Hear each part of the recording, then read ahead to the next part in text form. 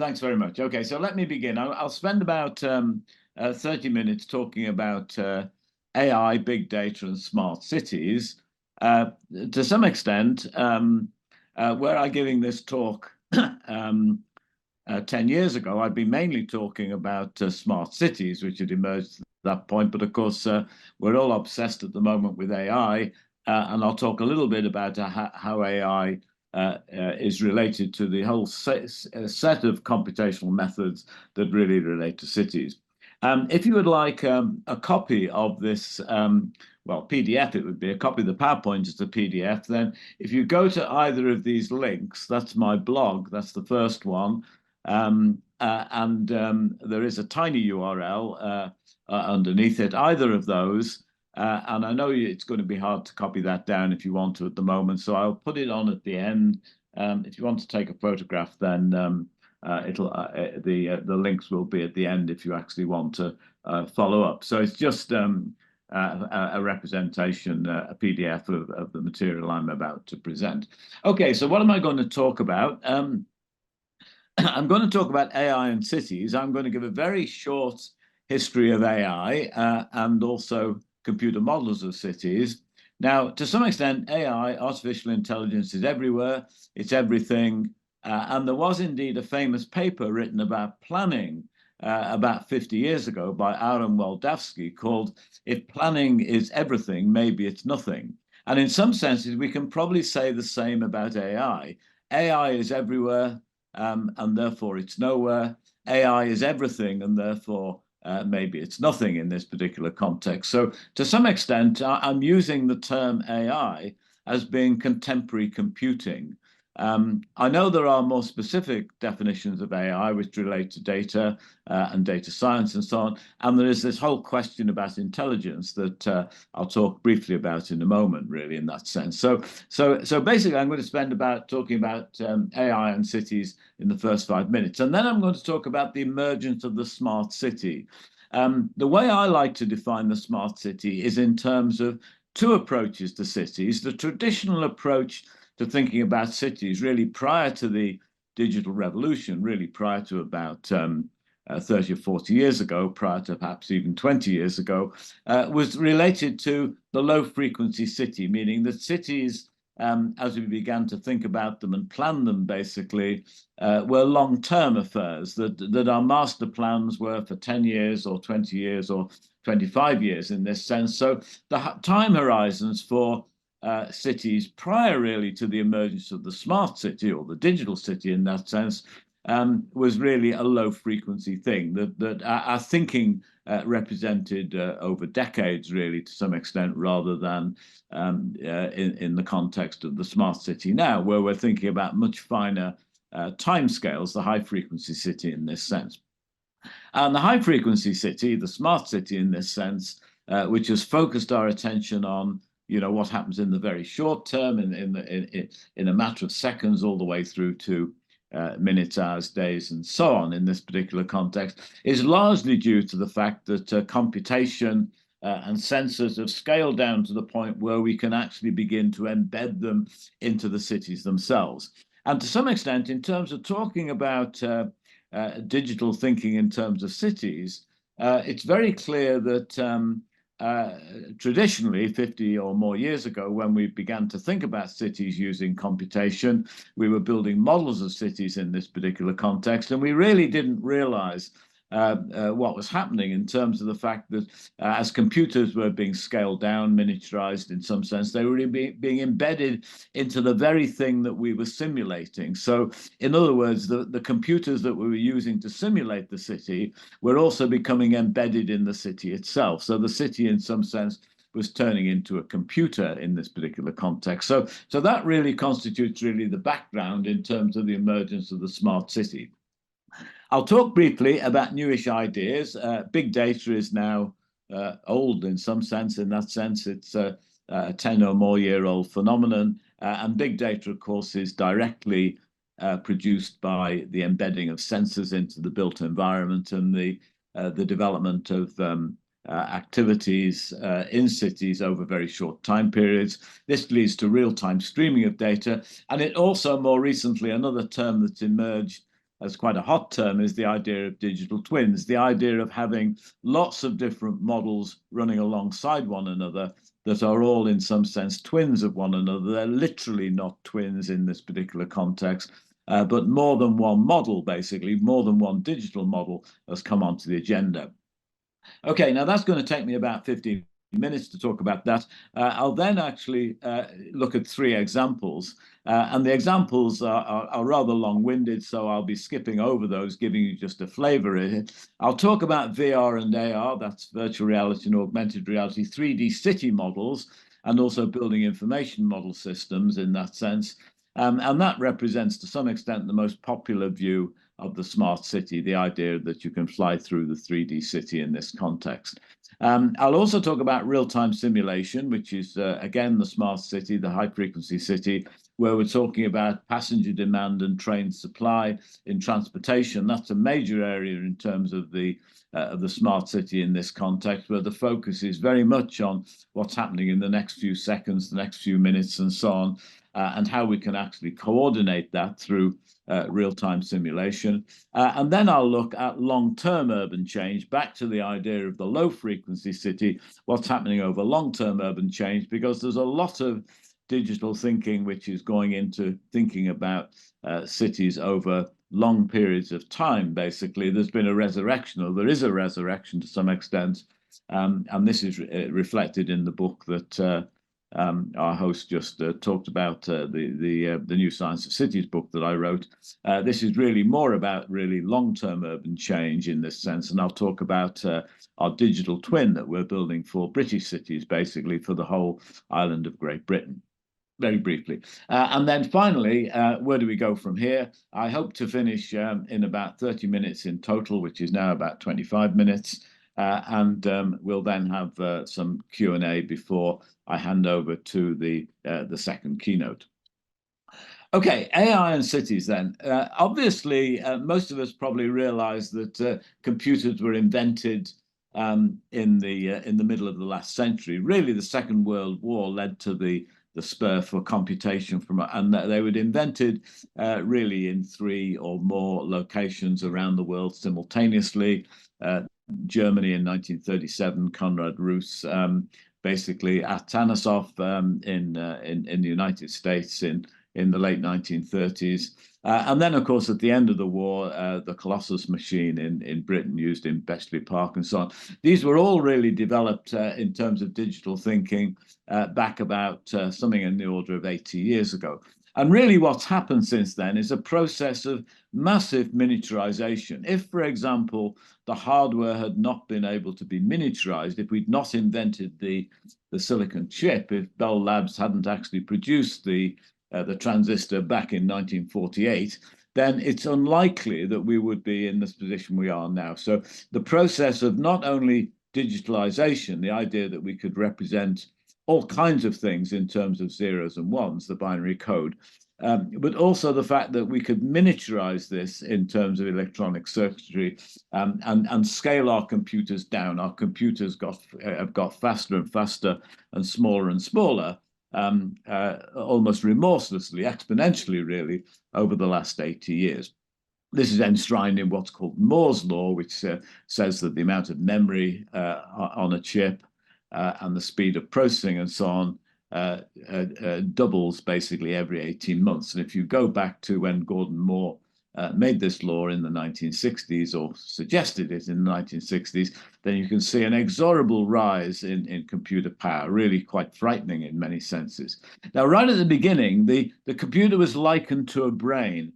The pioneers, Alan Turing, for example, John von Neumann, Rosenblatt, and so on, many others, basically thought of computing as providing a new kind of intelligence. In fact, the term AI was coined by John McCarthy in 1956 at the first AI meeting, although Alan Turing had written papers about intelligence, intelligent machines just prior to that, in some sense. So there was this notion, for example, that computers could be used to simulate intelligence. And McCarthy, basically, in 56, really pulled these ideas together, suggesting the term artificial intelligence, basically, But the general notion of artificial intelligence was that ultimately computers would be able to simulate human intelligence. The idea that the computer could be used as a model of our own intelligence. And that was a very key idea some 50, 60, 70 years ago, basically.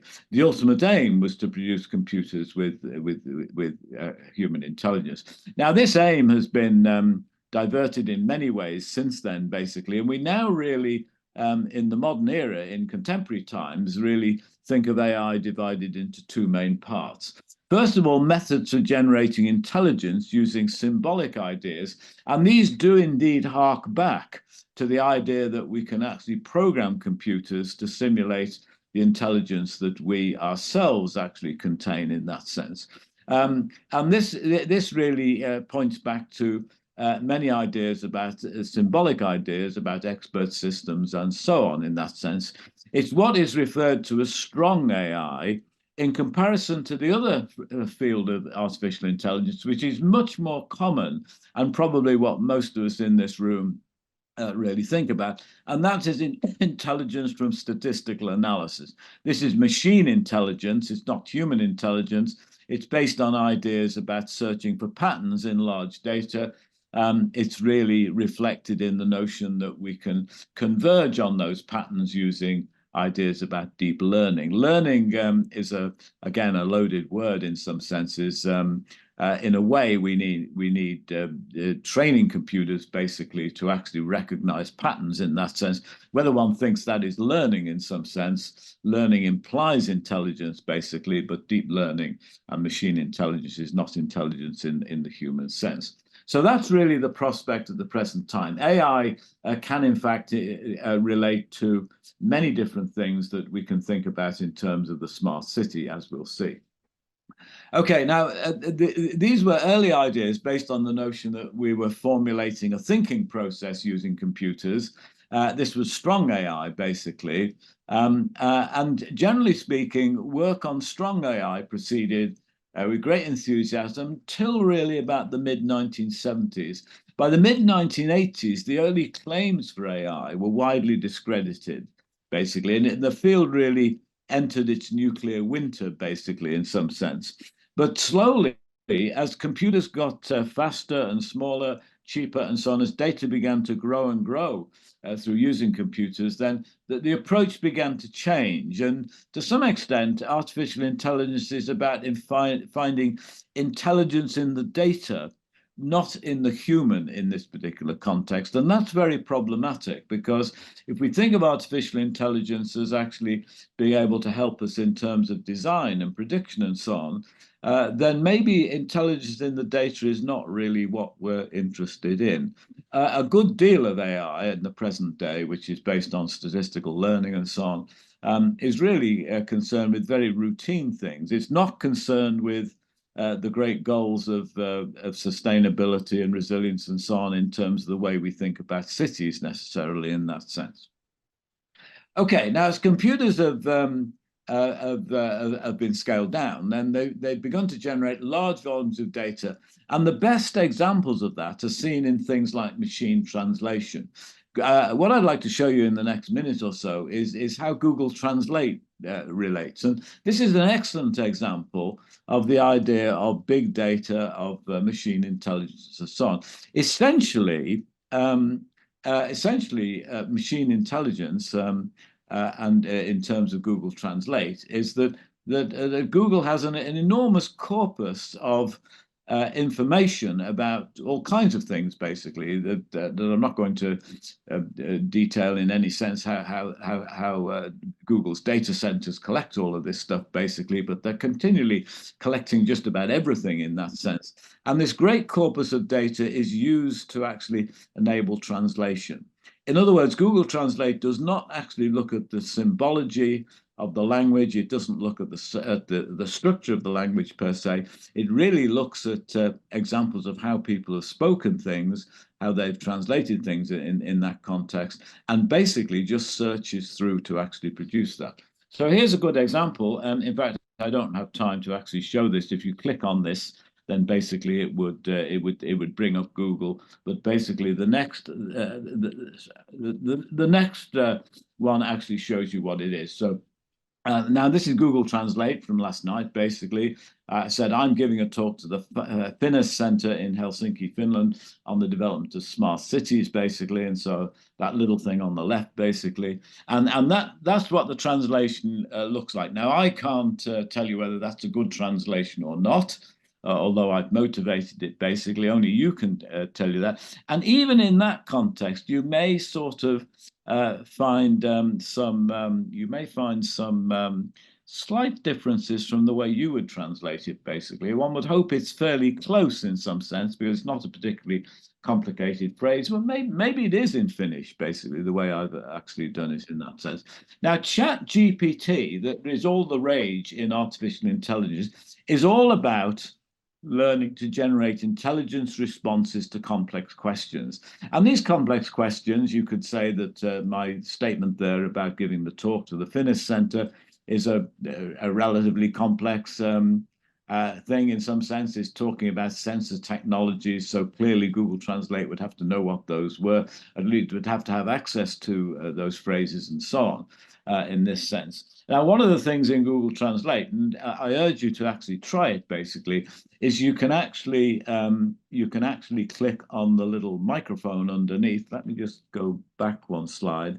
If you look at the smaller picture there, on the bottom, there's a little kind of microphone ID. If you click on that, it'll talk back to you in this sense and actually give you the translation. And I know that if you click on the English bit that I've actually written, it will actually give you, or it'll give me basically, it'll talk in English basically, it'll read that out, but it'll read it out with a Finnish accent, which is really quite interesting. I'm still thinking about that. Why is it reading it out with a Finnish accent basically in that sense? Anyway, that's Google Translate. Now, ChatGPT is all about this. It's learning to generate intelligent responses to complex questions like writing essays and all sorts of technical as well as routine stuff, basically, in that sense. But it's dependent upon a massive corpus of information data in that sense. It's really, in a sense, basically an extended search engine to some extent. Whether it has intelligence or not is the big $64,000 question in that context. Okay, but nevertheless, it's this scale of data which is really more important. Now, let me begin by let me continue, in fact, by turning towards smart cities. Now, smart cities, of course, as I've said, are really related to this notion that the city itself is becoming a computer and generating lots of data in real time, which we've not had before in this particular context. And this is the high frequency city. It's the 24-hour city. It's the city over short periods of time. It's not that we've never really thought about this. We have thought about this, you know, from time immemorial in that sense, that we've thought about the high frequency city, but we've not been able to do an awful lot about it, basically, in that sense. Only as we've begun to get data on a short-term fine-scale basis, will we be able to think about this in some sense. So the term the smart city, basically, is something that has really emerged over the last 20 years. Now, let me show you a diagram, which I may even have shown it before when I've talked in Finland, but basically this is a diagram about my rendition of what the smart city is, and also the low and high frequency city. So we've got these two bits that are theories about the city, if you like, what we know about the city, how we theorize as academics and professionals or experts in this.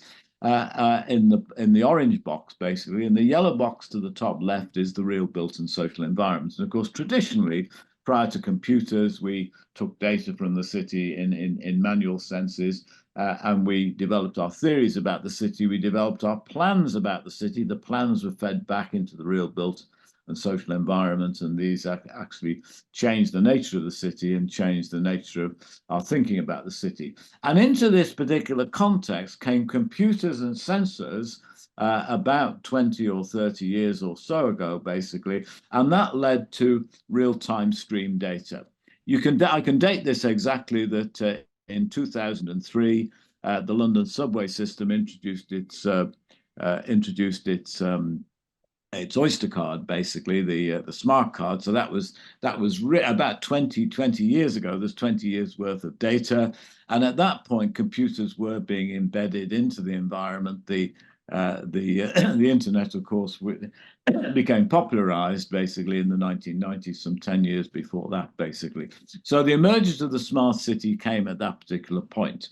And into this context, we can think of the changing nature of how we interact with the real city and the smart city, information and control, and then going in terms of the arrow, which goes to the right and curves around to the left. And the other arrow, information exhaust, is what we get from it in some sense.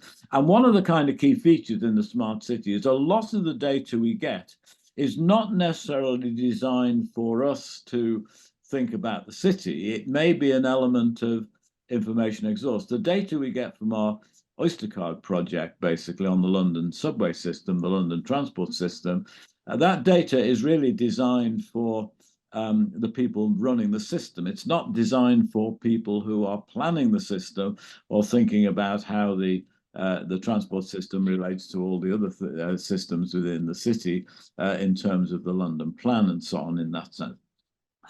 Into this context, we've got basically low frequency models and high frequency, and my examples in a moment will tell you a little bit about those. And in that context, and this is loosely called urban analytics these days, but basically it's essentially simulation and modeling in that sense. And into this context, we've got big data, because this thing which is operating in real time basically is generating data all the time. Now, big data of that sort, real-time stream data, you may think is different from long-term change data. But of course, if we have enough of it, we've now got 20 years worth of tube data where every traveler has been recorded basically in terms of the journeys and so on. That's an enormous database in some senses. Not quite as simple as that. There are sort of glitches in it in some senses, but nevertheless, we're talking about big data, which is turning into long-term data, short-term data into long-term data.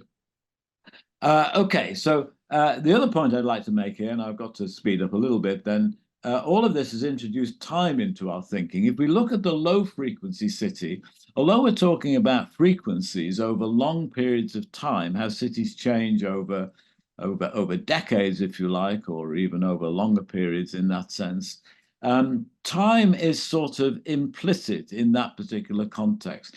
Real time in this sense has only really come with the development of the smart city, the idea that we can think in terms of actual units of time, seconds, minutes, and so on. And in our project that we have on the London subway, for example, we're particularly interested in things like disruptions, which are really very much involved in terms of the way time actually intervenes in the whole process of the operation of those systems in this sense. Okay, now if you look at big data, there's lots of characterization of this. To me, big data is related to volume. There are the so-called 5 V's or 7 V's, etc., velocity, variety, volume, etc., but also variety, veracity, value, basically, in that particular context, the 5 V's, and there are more of those in a sense. But to me, volume is the most important thing in this particular context. And we've always dealt with big data to some extent, even prior to the smart city. Here are some examples of big data that relate to transport. So all of these things really relate to previously the smart city in that sense. They're pictures of data, but that is taken from traditional sources, basically. If you look at the bottom left-hand picture, you can see the map, basically, which is the Greater London Authority, basically divided into about 600 zones, 600 wards, and then you can actually see the desire line diagram from one of those zones, which is Heathrow, in the corner, basically on the southwest, yeah. And you can see the flows to every other location in that sense. Now, that is big data, basically. That's 600 zones by 600 zones. That's quite a lot of data. And in fact, we are working now with, in terms of low frequency data, we're really looking at flows between every location that we can define in Britain and every other. We have models working at the level of literally producing billions of potential flows between, divide Britain up into, 40,000 or 50,000 units basically, and look at the flows from every one of those units to every other. We're talking about big data. Now, that does not depend, to handle it, of course, we need modern computers, but it doesn't depend on that data being generated by computers, because it's actually generated from census data in this particular context.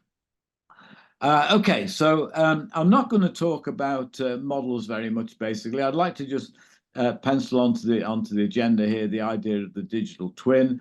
We've talked about data, we've talked about AI and so on. We've talked also a little bit about models in this particular context, and the idea of many models is very much related to this idea of the digital twin.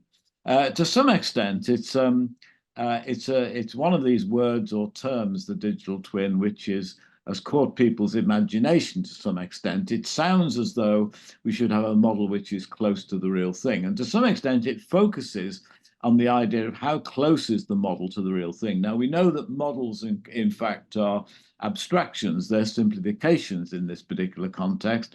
And in our world, we can have more than one model. We can have many models. We can almost have as many models as there are people in that sense. So in terms of our audience this morning, then basically everybody has a view about the city, and those views will be slightly different in some sense. They may be very different in a way, and were we to individually build our own model of what that view was with respect to, the development of, let's say, the long-term development of Helsinki and so on, in that sense, we would see that we would have many, many different models in that sense. And these indeed are digital twins. How close they are is the all-important question. Of course, in physical sciences, where we're talking about building, for example, a digital twin of a mechanical system, a car or an aircraft or something of that sort, then we might be able to get close, but we can never get perfectly close. If the digital twin actually collapses into the real thing, then it becomes the real thing in this context. So there's quite a lot of evocative thinking about the world in terms of these twins. But it's an important dimension in terms of the smart city in that sense, because clearly it's suggesting that we can have more than one model in this particular context. And only now that we have computers in this sense, in the way we do have them, where we have computers everywhere, basically, then this is quite consistent with the fact that we have this great explosion of digital computation, really, in terms of the way we actually handle the development of our thinking about cities in this sense. Okay, now let me look at my three examples. I'll quickly go through these to give you a sense of things, and I'm quite conscious of time here. Let me just see if I can. No, I can't do it basically in that sense. Don't know how much time we've got left basically, but maybe about 10 minutes, 15 minutes. 10 minutes, I think. Okay, so let me look at the three things. I'm going to talk about, first of all, the physical representation of the city. And to some extent, smart cities traditionally were thought of, or digital cities were thought of in terms of their 3D development. And that has extended quite dramatically into virtual realities, augmented realities, scaled down from entire cities to buildings, basically. So GIS has turned into BIMs, basically, in that sense, building information models in that sense. And all of that really relates to physical representation. Once we have the physical representation digitally, then, of course, we can begin to populate those models, in fact, with the kind of socioeconomic data that we use in terms of the city. The second is flows of traffic. The problem that I'm going to talk about is one of reconciling demand and supply with real-time data, basically. And my third example will be a model of the low-frequency city. This is our digital twin of the British cities, basically looking at long-term urban growth. Now, AI enters all of these problems. It's an enabling technology that can change the way we do things directly, inform our data and models. Now, there's a nice quote from Nick Bostrom, who's speculated a lot on what the future will be in terms of computation and AI, basically. And what he says, and this really sort of collapses what I've been saying, basically, to begin with. Once something becomes useful enough and common enough, it's not labeled AI anymore, basically. And in that context, what we're really saying is that if AI is everything, maybe it's nothing, or if AI is everywhere, then to some extent it's nowhere. In that sense, it's part of the background in some sense in this particular way. And my three examples that I've got really came long before the current fad in AI, which really began over the last couple of years in this particular context. Okay, so our model, our 3D model of London goes back to the early 2000s, basically. Once GIS turned from 2D to 3D, then we very quickly began to build 3D representations of the blocks, basically, that constituted the city. And these are pictures taken from 2005, an article in architectural design, basically. And you can see the model in that sense. You can see it running. This was our early block model, basically. It's not rendered in any detail. There's about 50,000 blocks in this model of central London. And about 30 or 40 are rendered in great detail. So that's Cannon Street rendered in a bit more detail, but you can actually see that as we fly across the Thames there to the South Bank, that we're talking about blocks in this sense. So, and there are many different versions of this. Architects would be interested in rendering these models in great detail.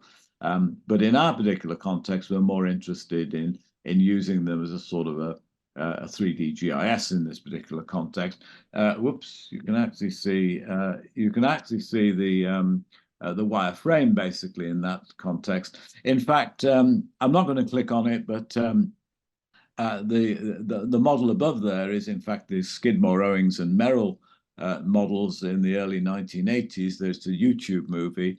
The problem with YouTube, of course, is that if I click on it, wants me to actually register or find a Google address or something like that. So it's never easy these days, in a sense, to actually show it. It's also a bit problematic actually showing it through Zoom, etc. But you get the idea. These are our 3D models in that sense. Now, the next example, this is done by Andy Hudson-Smith in our group, and it's the virtual London model, basically, that 15 years on, basically, from when we did it.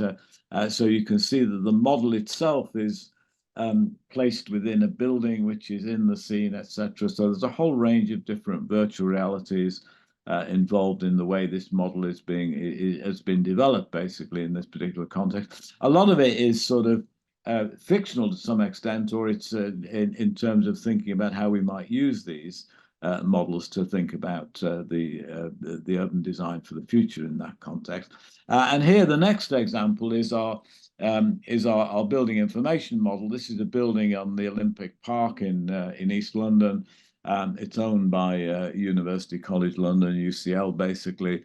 Although the building was built as the media centre for the Olympic Games in 2012, it's now being wired, basically, after the event. So the building information model was not built alongside the original construction of the building, but it's actually been built afterwards, basically, in that sense. So retrofitted in this particular context. And you can see bits of software that can be used to control the building in this sense.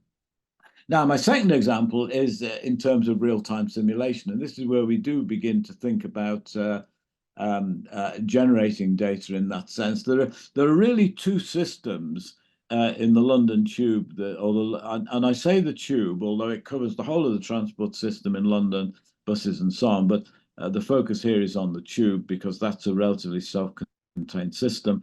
And we have demand and we also have supply. There are two sides to this. The demand by travellers is the tap in. It's using the Oyster card here, but you can use a credit card and nothing really.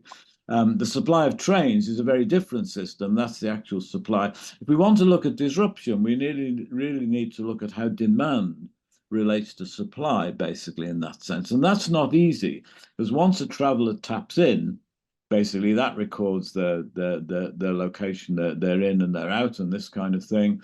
But it doesn't tell you anything about what train they may get on. And it's a complex system, the subway system in London, and different people will get onto different trains, even though they enter at the same time in that sense. Okay, let me show you that. That's actually the overground and the underground all. So that's the rail system basically in central London. The tube is sort of one bit of that basically. What we're seeing here basically is data from the from the Oyster card data basically. So this is a simulation over a 7-day period, I think, and you can actually see the thickening of these. If you trace it through, there's a little counter at the top. Basically, we're in the evening of Tuesday. We're in Wednesday now. Wednesday morning. That's the Wednesday morning peak you've just seen. And then we have the evening peak and so on. And that basically is interesting data because although there's regularity in it, as you can see, there are many patterns of regularity. There's also great heterogeneity in it in that sense. That's one of the things about the smart city, to introduce heterogeneity into our planning and thinking about cities in that sense. Okay, that's basically, there's a YouTube movie out there, Oyster Gives a Bit Pearls, basically. And these two things show you how we're trying to link the systems together. The top is the demand. You can see there, that's just load up again. That's the demand, basically. And here we've got the supply of trains, basically. So you have demand at the top and supply of trains at the bottom, basically. Coordinating them is not really possible. This is simply an intention of what we'd like to do, basically. We need a lot more data inside the tube that we don't have because of privacy concerns and so on. You're not allowed to kind of take photos although Transport for London do have detailed data of who gets onto what train. It's not really available in the public domain for us to actually build models of this kind, at least not yet. Okay, and that's typically the rather clunky system that is used by train operators to actually look at the position of trains, basically. Okay, lest you think any of this is new, here's a picture from the Getty archive, basically. It's a picture of ladies who are counting tube tickets back in 1939. This is only about 4 months before the war broke out, basically. And in some senses, it illustrates one of the other principles, the sub-theme to all of this is there's really nothing new under the sun, basically. This was the manual way. The problems have not changed, but the way we handle them using the media and using digitalization has to some extent in that sense. It's a great picture, that really, in a sense. Okay. And we've done work on other places too in that sense. Here's a paper that's done in Scientific Reports last year, I think, with Carmen and people in UCL looking at the comparison between Seoul, the Seoul system in Korea and the London Underground, basically. Okay. Long-term urban change. 2 or 3 minutes, 5 minutes maybe, and then I'll stop and see if there's any time left for Q&A. Okay, now our long-term urban change model basically goes back a long way. That if you know anything at all about this field, you'll know that the first computer models were built in the 1950s for the US transportation studies. At that particular point, US cities were sprawling like mad. The downtowns were declining, moving out to the suburbs and so on. And the interstate highway systems were being put in place. And it was quite natural to begin to build and to think about large-scale land use transportation interaction models, LUTI models, basically. And these have been built slowly and painfully over many years. Probably there are more being built now than ever has been, but it's still a tortuous process. These things are very difficult to build. In some senses, they rely on lots of ideas that need to be put together. Essentially, the little block diagram here shows that essentially the model that we have for Great Britain is based on employment and population, basically, which are interdependent in some way. And also the employment and population have wages and revenues, and housing has prices, and all of that sort of stuff is built into the frame. Now, these are the sort of models that we've built. Basically, this is the Greater London and the outer metropolitan area, basically. Just quickly go through that to give you an idea. So that's the kind of model we're building. And of course, in terms of London planning in this particular context, then we're really talking about new towns and developments and so on at many different scales across that entire region, basically, in a sense. Okay, now we're interested in actually scaling that up to England and Wales first of all, and now scaled up to Scotland. And basically, the model is web-based in a sense. We're interested in long-term urban change. One of the reasons for building it for Britain, basically, as opposed to building it for London in that sense, so building it for every town for every place in Britain, basically, is due to the fact that there are lots of large infrastructure projects, HS2, high-speed 2 from London to Birmingham, thence to Manchester and Leeds and so on.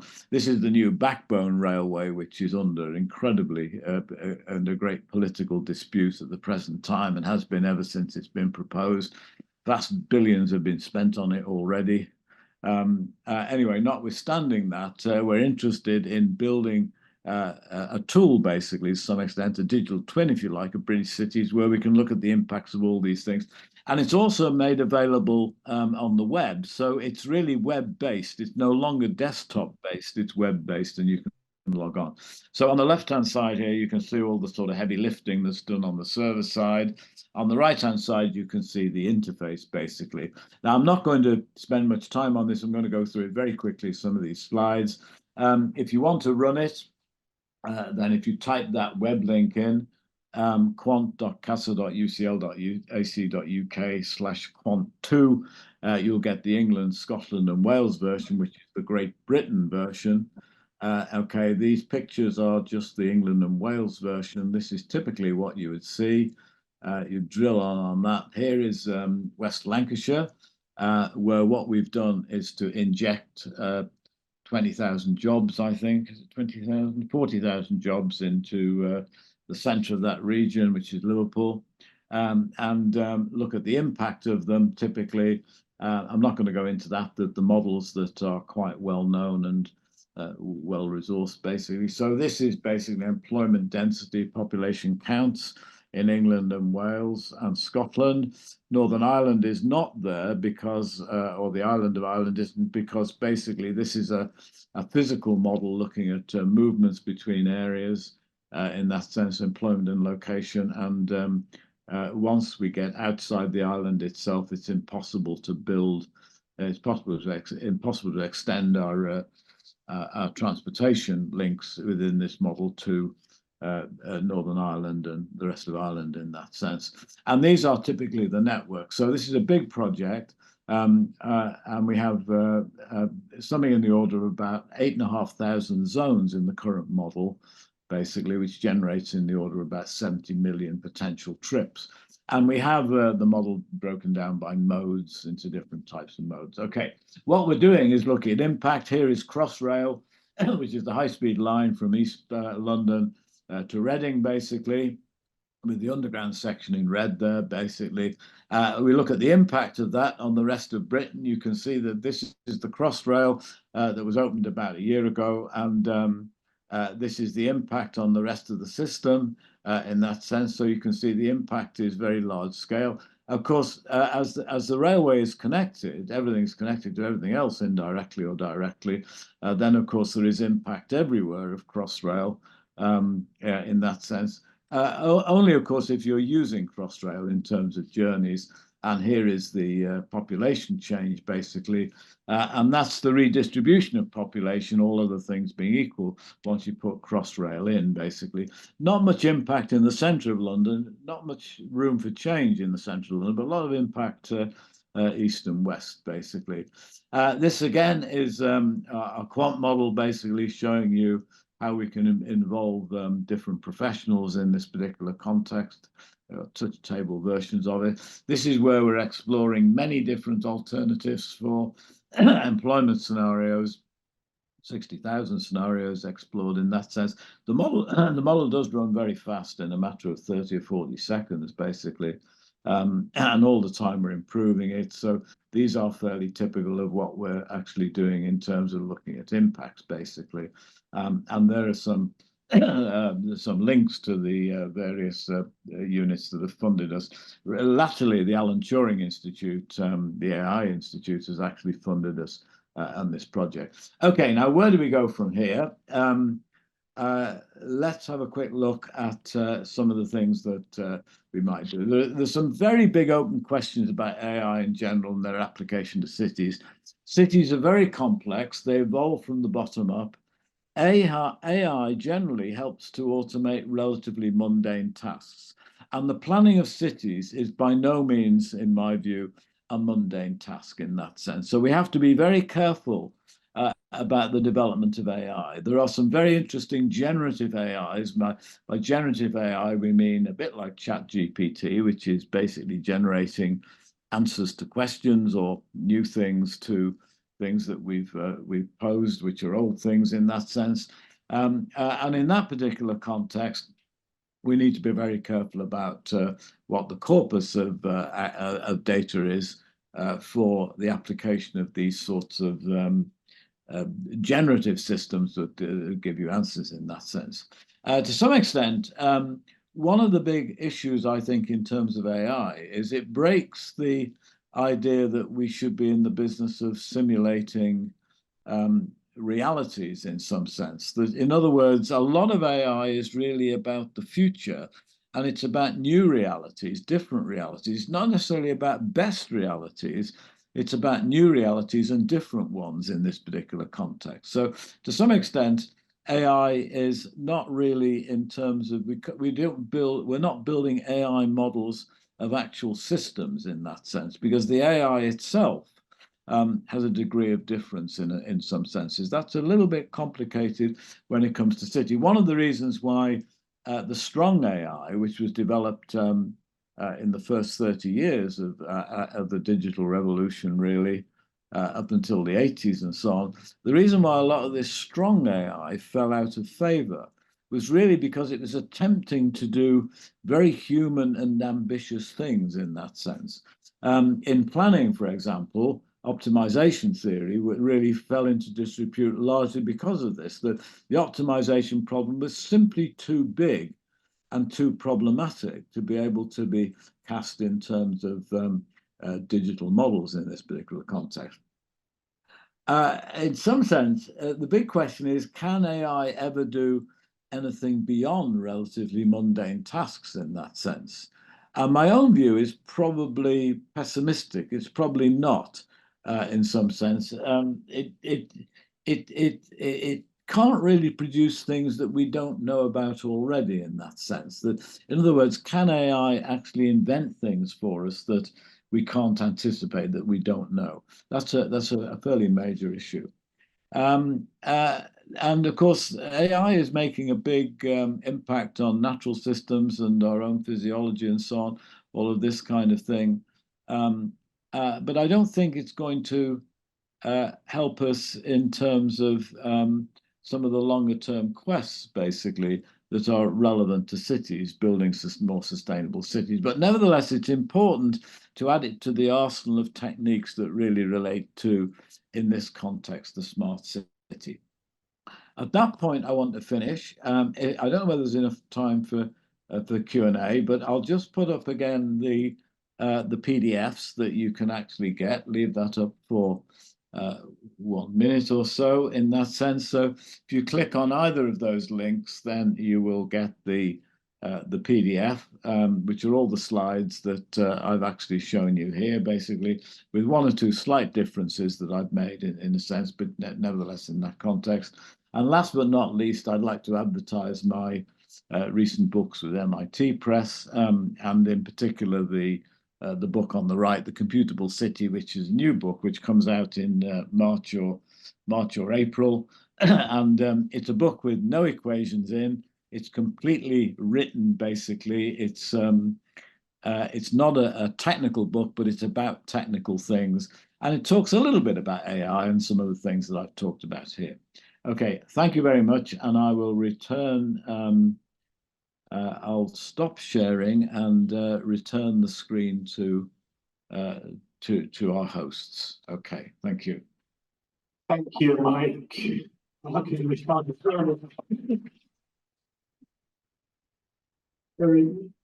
very unique and sort of history of things we are at the moment. So we can have shorter lunch. But questions? I'll bring Mike to the person behind the bar.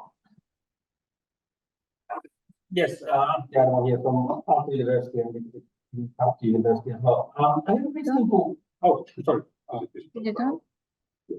Yes, it's over. A very simple question. You said you're rather pessimistic about AI being successful in terms of solving complex problems. But there's another related question: that do you think human beings will try to have AI solve complex problems? I'm sorry, I'm just not getting any of this at all. You can probably hear me, but not the other way around. I was advised to keep it closer to my mouth. You hear me now? You hear me now? I just can't hear you. Well, I can hear you, but I can't make out what you're saying. I'm still closer. Do you hear me now? Can you hear me now? No, I can't make.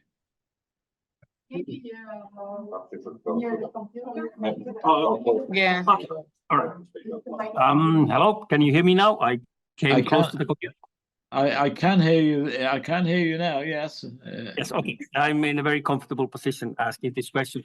You said you're rather pessimistic about AI being able to solve complex problems that humans have.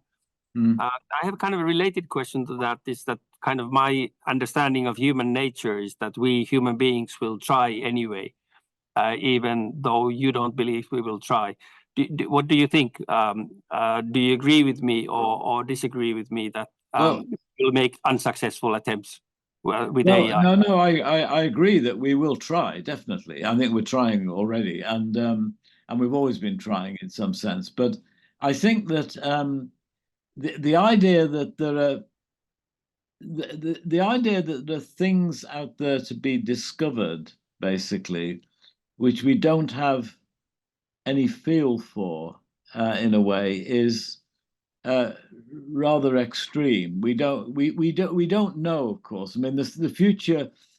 Well, put it this way: the future is unpredictable in that sense, and because of this unpredictability, we can't really say whether AI will be able to invent new things, basically. So to some extent, if you fall back to the notion about unpredictability, then the implication is that we don't know whether AI will actually provide things. I think that the examples so far are not very encouraging, in the sense that I think a lot of AI is being used to actually predict relatively routine things, which are complicated necessarily, but at the same time they are not very profound in some sense. That, in other words, AI is being used extensively to relate to things that we purchase and so on, the marketplace and all of that kind of stuff. It may actually be doing interesting things in terms of predicting missing pieces in, the puzzles about DNA and all this sort of stuff and so on.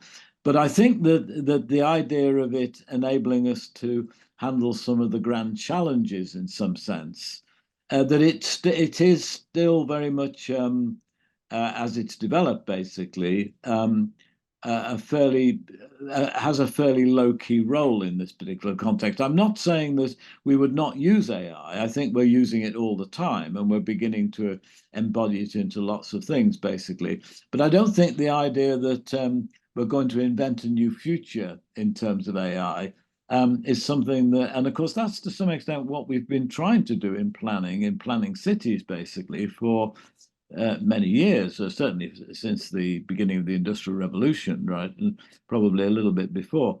So in some senses, I'm pessimistic in this sense, but I'm also hedging my bets, really, in some sense, because of this unpredictability question. We don't know what the future will hold, and never will do, basically. And of course, to some extent, we're in the position where we can invent the future. We can't predict it, but of course, we can invent it. And the big question is, to what extent will AI help us in inventing that future? So I'd like to leave it at that point, that it will help us. And I'm optimistic that that many of the aspects that are being developed will help us, but the extent to which it will help us in a very basic sense is open to question. It's an open question. Yeah. I think that, can you hear me, Mike? Yes. Yes. It just there's one more question before the next presentation. I mean, the content is more important than the schedules, of course. So please keep the mic very low and speak loud. Thank you. My name is Sarah Fabit. Thank you so much for the presentation. It was very interesting. Can you hear me? Yeah. Great. So I got interested in one comment that you made when you were explaining the passenger demand and supply simulations. And you mentioned that the coordination between the supply and demand is not really possible because it would be needed to access way more data. And this data is not now accessible, even though it is collected in some cases. Yeah. One of the barriers for that are privacy concerns, for example. And I believe there is also additional problems such as this siloed between data collection of private sensors and the public use of the data and so on. So my question is, do you see which direction do you see to overcome these problems and allowing the access to further information? Is it through, for example, privacy enhancing technologies associated to these sensors and collection, or regulatory actions for opening the data, or rather, and this leads me to the second sub-question, it's through the use of maybe synthetic data? So I'm wondering, in any of these models, have you used synthetic data for AI in cities? And what do you foresee as the best way forward for the future? Okay. Yeah. I mean, the reason why we can't connect up demand and supply in the case of the tube system, I should say that the tube system in London is a closed system in the sense that you have to, if you're a passenger, you have to tap in and tap out. In the bus system, that's not the case for a whole range of reasons. So thinking about the self-contained tube system, we know where people tap in and we know where they tap out, basically. We know how much time they spend and so on. We don't know what trains they get on, of course, I mean, in that sense. And it would be nice to know what trains they get on, because there are lots of issues related not only to the whole question of the efficiency of the tube system in terms of movement within it, basically.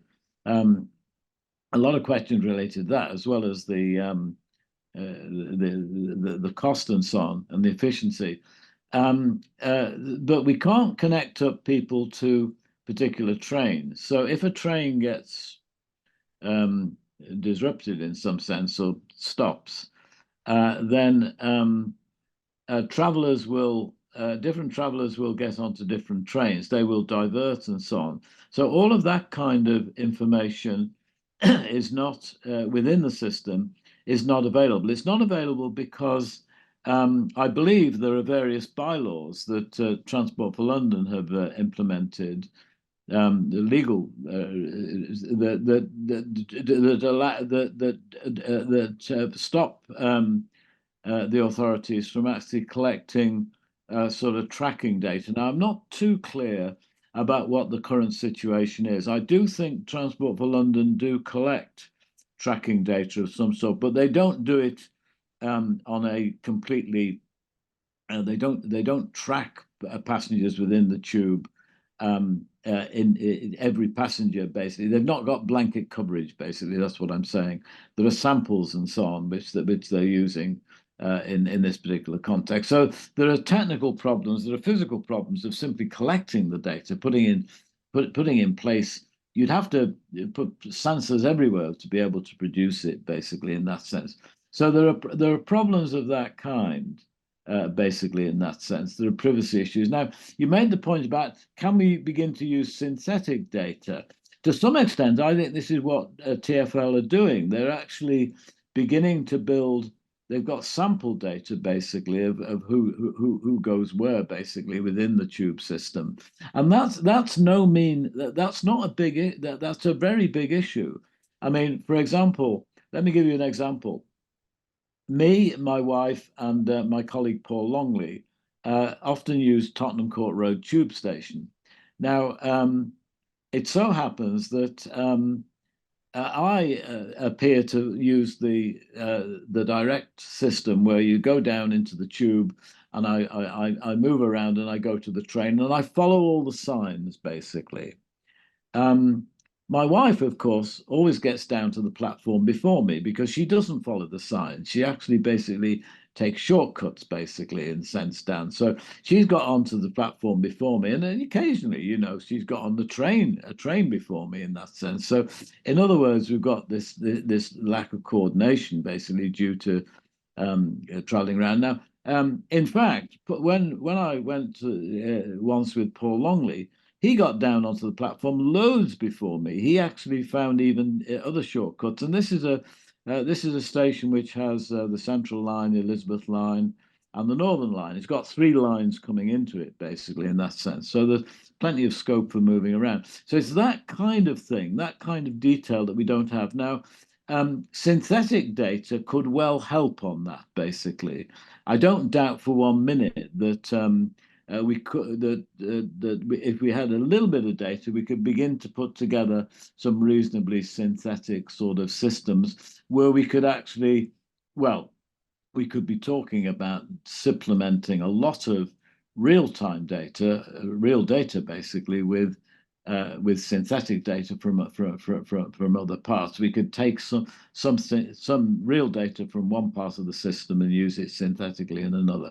So I think there's quite a lot of potential in this. It's not my area particularly in that sense, but and we're not working on that project any longer. But I do think that there's quite a lot that can actually be done at that level. But the privacy concerns are quite important in that sense, and it's the same in terms of any of these individually based data sets in that way. Thank you, Mike. We are truly thankful for this a bit extended presentation and discussion moment. I think we need to proceed with our program. Will you stay with us, or are you running your next rounds? Because we have, the next presentation from Raivo Sell, Professor Raivo Sell.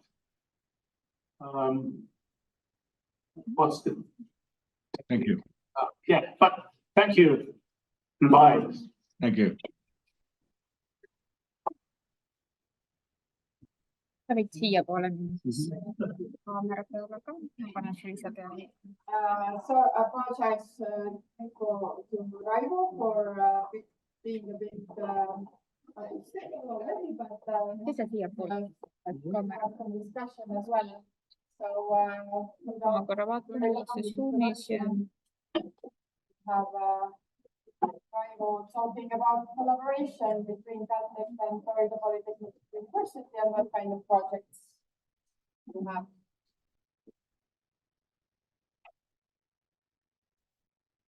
Okay, thank you. By looking for time, I see that there is only question and answers time left. You have 30 minutes, so that's flexible. All right. Yeah. Okay. Now I can follow previous presenters. I'm very strict. All right.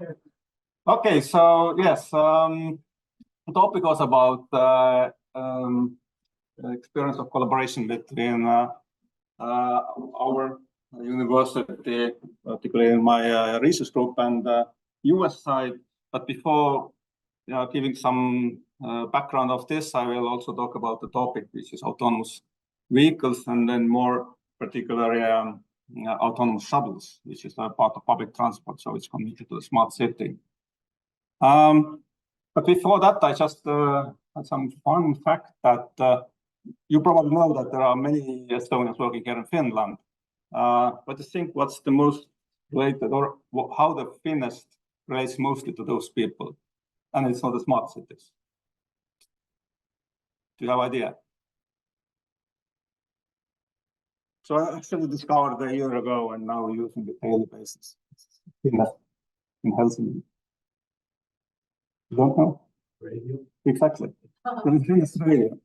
Very good radio station, and it's if you use a network radio, which I forced to move in only network radios in my car, because I don't have FM radio anymore there, and now I'm always listening to Finnish radio. And surprisingly, they also call them not the Finnish, but finest, which I don't understand why. And therefore, I was a bit surprised that you're changing this good name to the finest instead of Finnish, so I like Finnish much more. Okay, but I recommend really this radio because there is not many advertisements, a lot of good music and nice programs. So Finest Center has now its own radio here in Helsinki, but more than 10 years already. Okay, so about the topic. So as I told that I'm working autonomous vehicles research group, running this, and a bit of the background, so what autonomous vehicles means actually. So everyone probably has some ideas, but internationally or by IACA, it's defined that there is a 5 levels of autonomy, starting from level 0, where there's no autonomous features at all, and level 5, there's this fully autonomous vehicle. It means that it can basically drive all different kinds of roads, the same as human drivers. And that doesn't exist yet. No. What we are dealing mostly is actually the level 2 and level 4. And what's the difference between this? And not level 3, by the way. So level 2 is the advanced driving assistance system, actually. So it's not autonomous driving in the sense that the liability is actually for the drivers. And therefore, we can't say that it's autonomous driving, because if something goes wrong, driver is to blame and always responsible of these actions. So it's basically assisting you, all these features, like you know, the contemporary cars like Teslas or things. So even the claim that, okay, we have fully autonomous features, they're a bit more in US than Europe, but actually by the law and also by the Tesla own manual, that's the driving assistance system. So it's not autonomous. On the other hand, then level 4, this is fully autonomous driving. But the difference between level 5 and 4 is that level 4 defines the operational design domain, meaning the conditions and limitations where we are operating autonomously. And these limitations are not defined by some standard or anything, but you can define by your own. And that makes easy or relatively easy to build this kind of vehicles. And that's something what we have done. And it's more easy, I would say, than compared with the level 2, where you have to be able to drive in maybe complex traffic like highways and cities and so on. But driving fully autonomously, but in limited conditions. And these conditions can be like weather conditions, speed conditions, geographic conditions. I can say I drive only in this campus in good weather conditions and that daytime only. And then if the light traffic, that's fine. And that makes it possible to build the fully autonomous systems currently. And this is what we have done, and also it's a bit connected to the Finnish pilot project, what we recently finished, where we built a new version out of our initial shuttle, which is not yet publicly presented, but basically looks like the design looks like something like this. The vehicle is ready, but not yet tested. We were able to do that with our limited resources, basically with the students and research team, because there is open source autonomous driving software available. And that's the main enabler for us to build this kind of vehicles. I really like this open source software. I was using daily basis of Linux, which is also invented here initially, and I think it has been changed to quite a lot of many things, not only in the computer science, but now also you can see like in the mobility, or for example, Estonian X-Road concept, which is quite known in governmental level all over the world of open source basis. So the same thing enables actually to make really big things in rather limited resources. There is a photo of our shuttles, and many of you have seen it, and some of you are also probably really know it. So, but there is quite a big gap between expectation or how the common people think about autonomous, let's say, transportation and what's the reality. So I think many of you also expect that if there is a autonomous shuttle trial somewhere announced that, okay, now it's very smooth, it's cost effective, can handle all different cases, and that's the common understanding. We have done quite many pilot projects in different cities. Also here in Helsinki have been several pilots with our partners. And actually there are a lot of technical things which have to be solved before we can be sure that it's safe, and all the complex traffic situations are very hard to handle still. The communication with other traffic parties, like other drivers, pedestrians, other vehicles, again, not there. 5G is the big hype kind of that we should solve it, but as you see, there are also a lot of technical issues. They're not commercially effective. You have to pay much more if you implement driverless vehicle. Although the main argument is that we should save from the drivers of the human load. It will come at some point, but it's not yet there.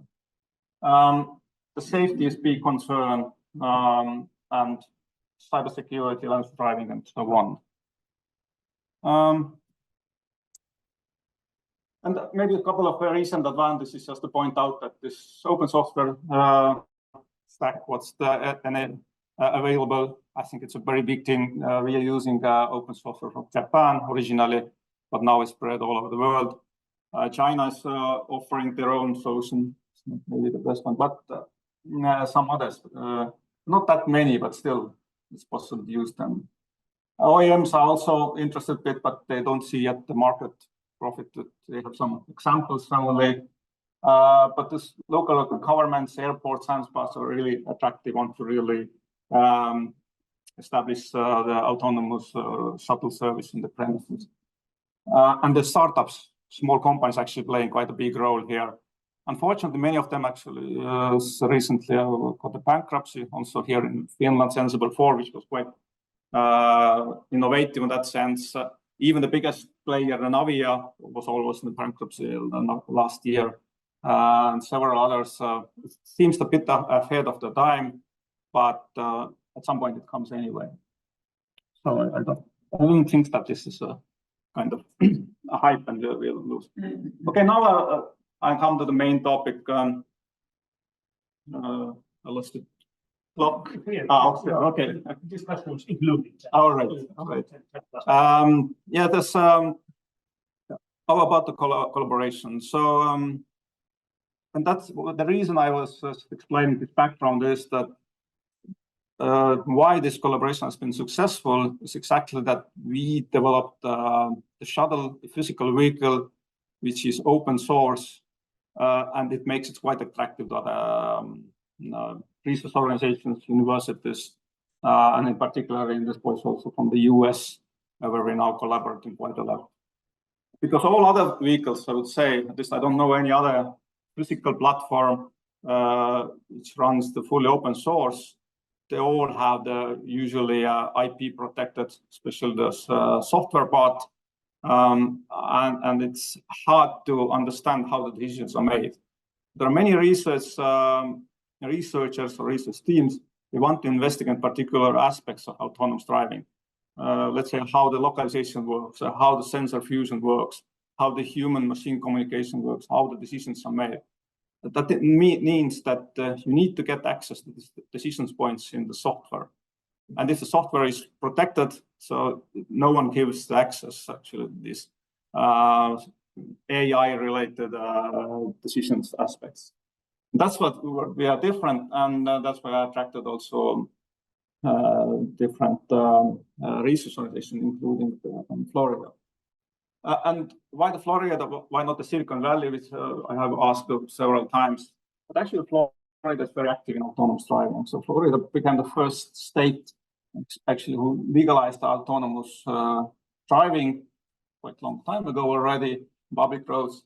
There has been quite many pilots, very similar like we have done here in Europe or Northern Europe during several projects.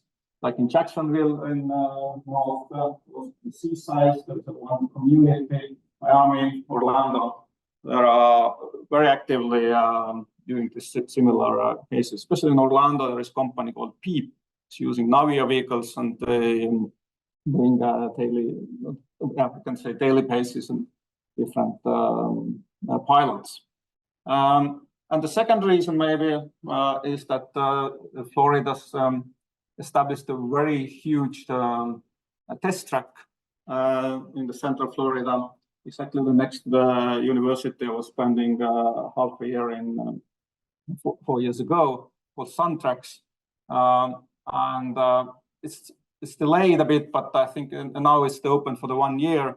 And this is something what's also very hot topic in Europe, also in Estonia, where we want to create kind of testing facility for autonomous driving and teleoperated driving as well.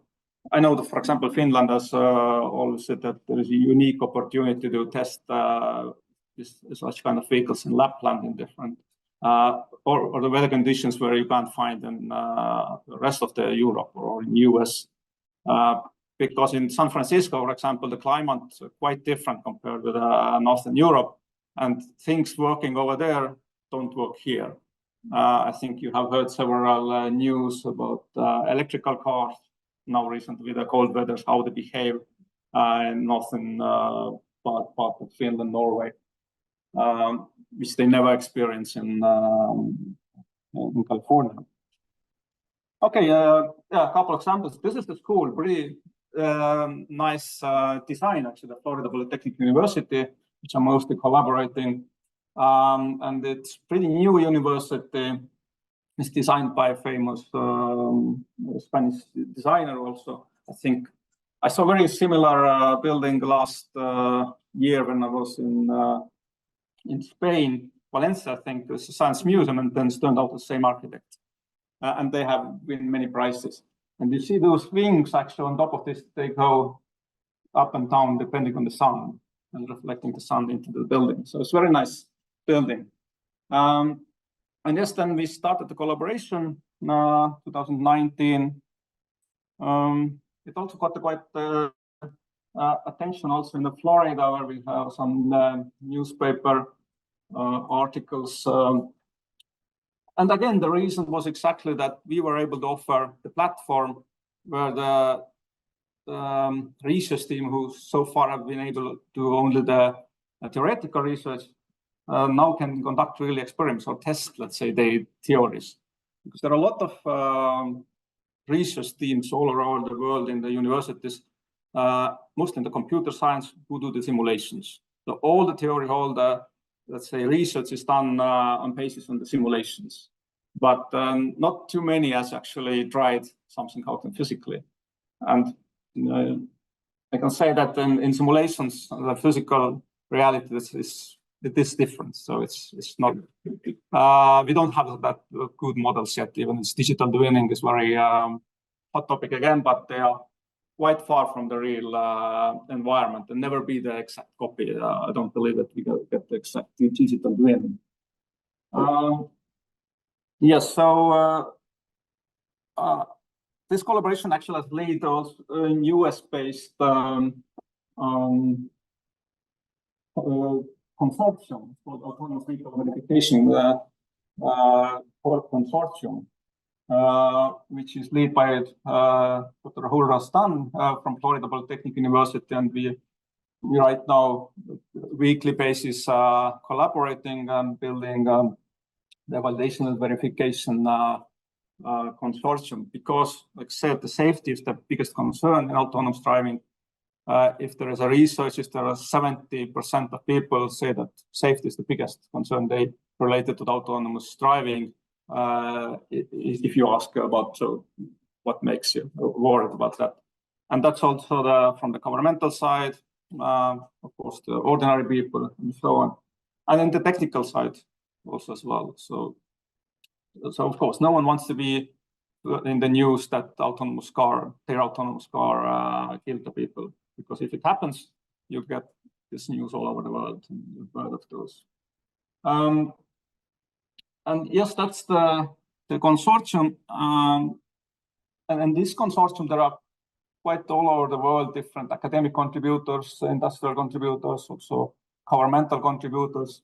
And the same thing we right now trying to establish in Europe to collaborate more closely with US side. So it's the cross-country idea. And what's the content of this collaboration and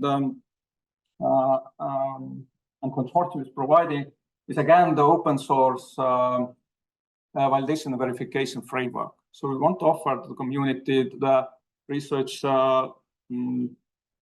teams and also the other engineers, kind of platform which combines together with a different again, partly open source, partly not components that you can really run the verification validation tasks and autonomous driving. And that's the core. It's called PolyVerif Suite. It's used Unity as a simulation engine. You get input as a digital twins.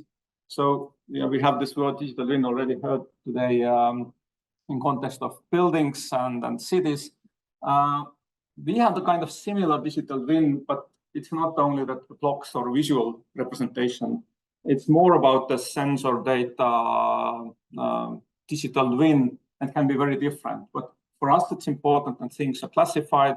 You know, what is the tree, what's the building, what are the features of this? Because if you see some kind of, let's say, rounded block next to the road, it can be stone, but it can be also the push. And one is much more critical if you hit this with a vehicle than others. So we need to know the context. And also we have the LiDAR data, which is called the point cloud data. We may have the traffic information, lanes, and things as a vector maps and so on. So this digital twin, what we need is a lot of layers. And the visual representation is usually secondary. It's not that important. It looks very nice and detailed. But we look for the features, what's relevant for the simulations. And some aerial maps, of course. And then the seal consists of the unit, which is the game engine, simulator engines, basically. On top of this, there is a simulation. Here is a little bit outdated, there's another one, but we have a scenario system where we can run this digital twin, let's say Unity as a simulation engine is processing. The AutoVer is the autonomous driving stack. So we have the vehicle, which runs on the AutoVer. The Scenic is scenario generator, which generates the thousands of different traffic scenarios, which we can then test how they behave in this particular vehicle. And out of this, what was interested actually is that detection validation, perception validation, localization validation, position validation, and control validation. It is a primary task of the autonomous driving. Of course, the detection, as a human being also is very important. sensorics we have on detection. We need to see, we need to hear, we need to touch. So then we are able to move. So if I don't see anything, if I don't have any feedback from the environment, it's very hard for me to walk on this door.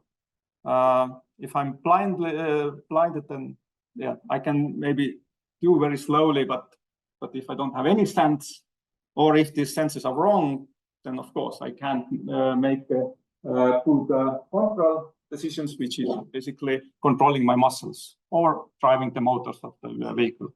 So actually the control outputs of all of this process are very simple, only two parameters. One is the speed, another steering. And speed, I mean, rather the acceleration, is it like positive or negative? Do I want to go faster or just to brake? And that's it. The only two signals I need to produce out of this complex process. And also the sensing part, and it's very important also localization of autonomous vehicles, especially low-speed autonomous vehicles, which are relying on the LiDAR data, not as a high speed, which is more like lane detection by the cameras. And localization means that before I can go on that door, I need to understand where I am. Because it's, again, if I think I'm here, but actually I'm there, then I do the wrong movements. And all these, the decisions what's made by this AI-based autonomous driving software have to be validated, because they can be wrong in different aspects of what we're looking for. So this is the content of our collaboration that we're actively running. And yeah, I would say definitely there are a big part of Finest Center, which supported our pilot project. Although this collaboration started before, but now out of our pilot project, we also have developed a suite, which is safety and a toolkit, what we can offer as a service for the cities, that we can analyze your current situation if you want to implement or deployed autonomous vehicles on the road. So let's say that Espoo here wants to have autonomous shuttle driving between the campus areas, but how safe is it? So do you know what, where do you put your attention? What concerns may happen? Where are the spots where if bad things comes together, the traffic accident can happen? So in order to do this before you implement those vehicles, would be good to do it in simulations. And then you can actually get output to make the traffic changes, maybe rearrange some traffic and other modifications on the environment if you want. Are you approaching the conclusions? I conclude. Thank you very much. I listen to you, Carl, no problem. So that's our research group, some of the topics, what we are doing. As a main research topic, our partners, Aalto is definitely our good partner, but other universities. So thank you, and some questions. We are recording these presentations, every one of them today, and for this purpose, if you want to ask something, you could do this with this mic, so the voice would be hearable in the recording.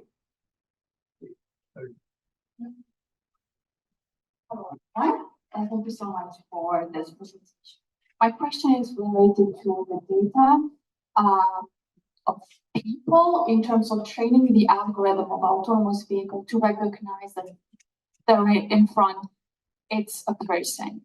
Do you use images for that in order to train the algorithm of the autonomous vehicle? And the second question is whether you use local data, for example, the images of the population in Helsinki, if you want to deploy, for example, autonomous vehicle in Helsinki, or do you use also any kind of data you have in terms of you have also images of people from China, from India, anywhere in the world? So how is that in terms of how do you train the data specifically that the algorithm recognizes that this is the person, and whether it should go, for example, straight away or you have to maneuver? Yeah, that's actually the answer in some sense is very simple, but of course it can be, there are very many aspects. autonomous driving, the software stack's actually using the existing machine vision techniques. So we use the camera, and with this camera, we use actually common machine learning algorithms like YOLO or things like this, and the same methods. So we are training, and then it's up to, let's say, whoever decides. Is it the operator of the vehicle, or is it in our case, it's more like our research group. So what we are intending to do, how we train this particular model for this use case. So we can train all use cases separately. And I have a good example again here in connected collaboration that if you're doing the trials in the Florida, you need to train the algorithms to maybe detect or understand the object as it might be alligator on the road.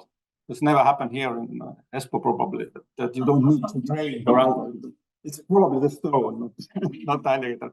But it's a common case maybe in the Florida. So therefore, it's totally up to the responsible person who wants to run this kind of stuff, how you train this machine vision algorithm. And you can have a different training sets, different models, and you can switch between them. According to the use case, you can even have every day a different trained model.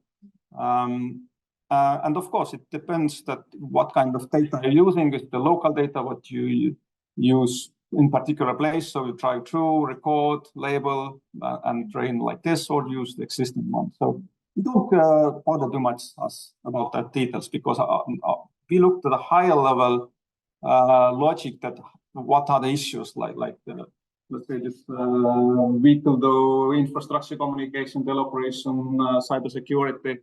But all these things have a, let's say, specific aspects. But if you implement in the real use case, let's say on commercial basis, so if you want to provide this vehicle, then there are like 90% more work to do.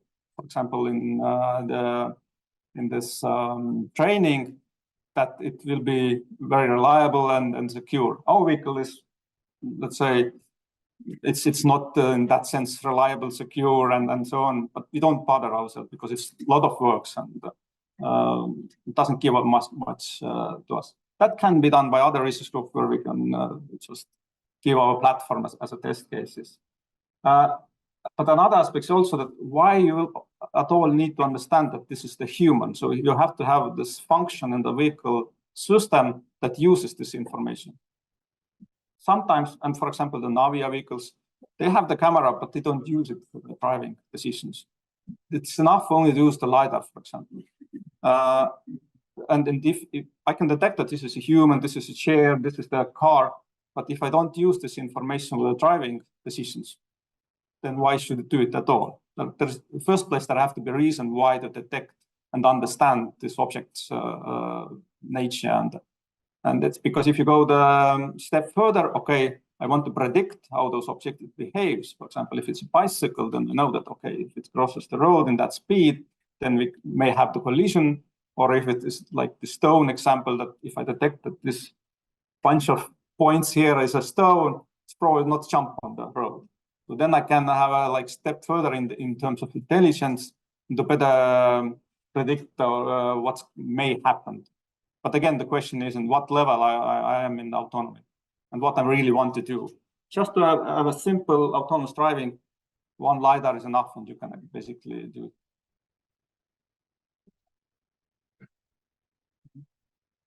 We have 1.5 minutes. Each customers before lunch. Although many of us are already standing up. Marco. Keep it near. Okay, one question about the collaboration. Now you have several universities and research groups obviously involved in your work. I'd be interested in sharing of the data, as much as I understood that private class.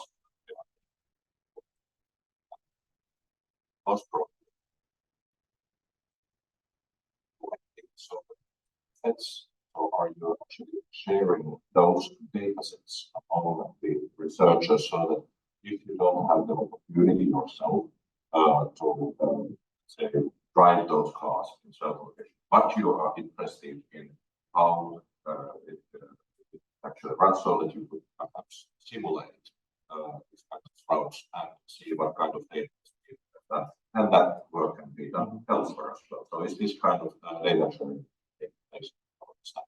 Yes, that's quite a recent development what we have done. I didn't mention this, but we have now and it's also one output of Finland's mobility project, which ended some months ago, that we have now the database where we are recording, for example, from the one vehicle, we are recording 50 parameters of, let's say, single parameters like speed and stuff. But we also collect the big data in terms of LiDARs. You see the LiDARs over here, radar, and camera. So they produce a massive amount of data. And we can record it. And now we also have developed a web interface where we can share this data.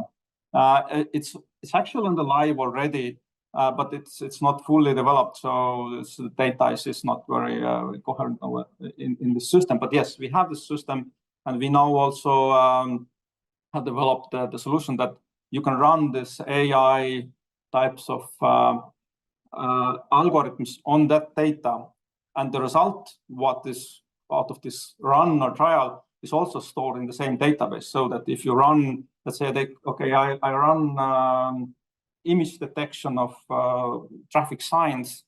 I want to take from this particular bus on that, let's say, October, where it was running from 1st of October, end of October. Then this AI processes it, takes maybe a couple of days, gets some results, stores these results in the same database. And other research group can actually use already, so they don't need to run the same algorithm again. Then maybe we change the model, like was the question, on different model. Okay, let's say this is different training data, same on the same, running on the same data, and see what's the results then, and then compare this result. So we have actually this platform now ready, but we have a new project started this January, where we are implementing it further on, so that it can be really useful also. Right now, it's not fully developed, but it's the prototype is live. Thank you. Really knows what's happening next. Okay, thank you, Raivo, for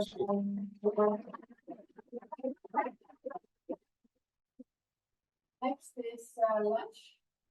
We continue 1:30, so you have some time.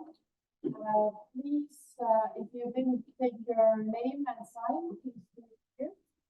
And there are some sandwiches from the morning, so you can back up to go if you want later.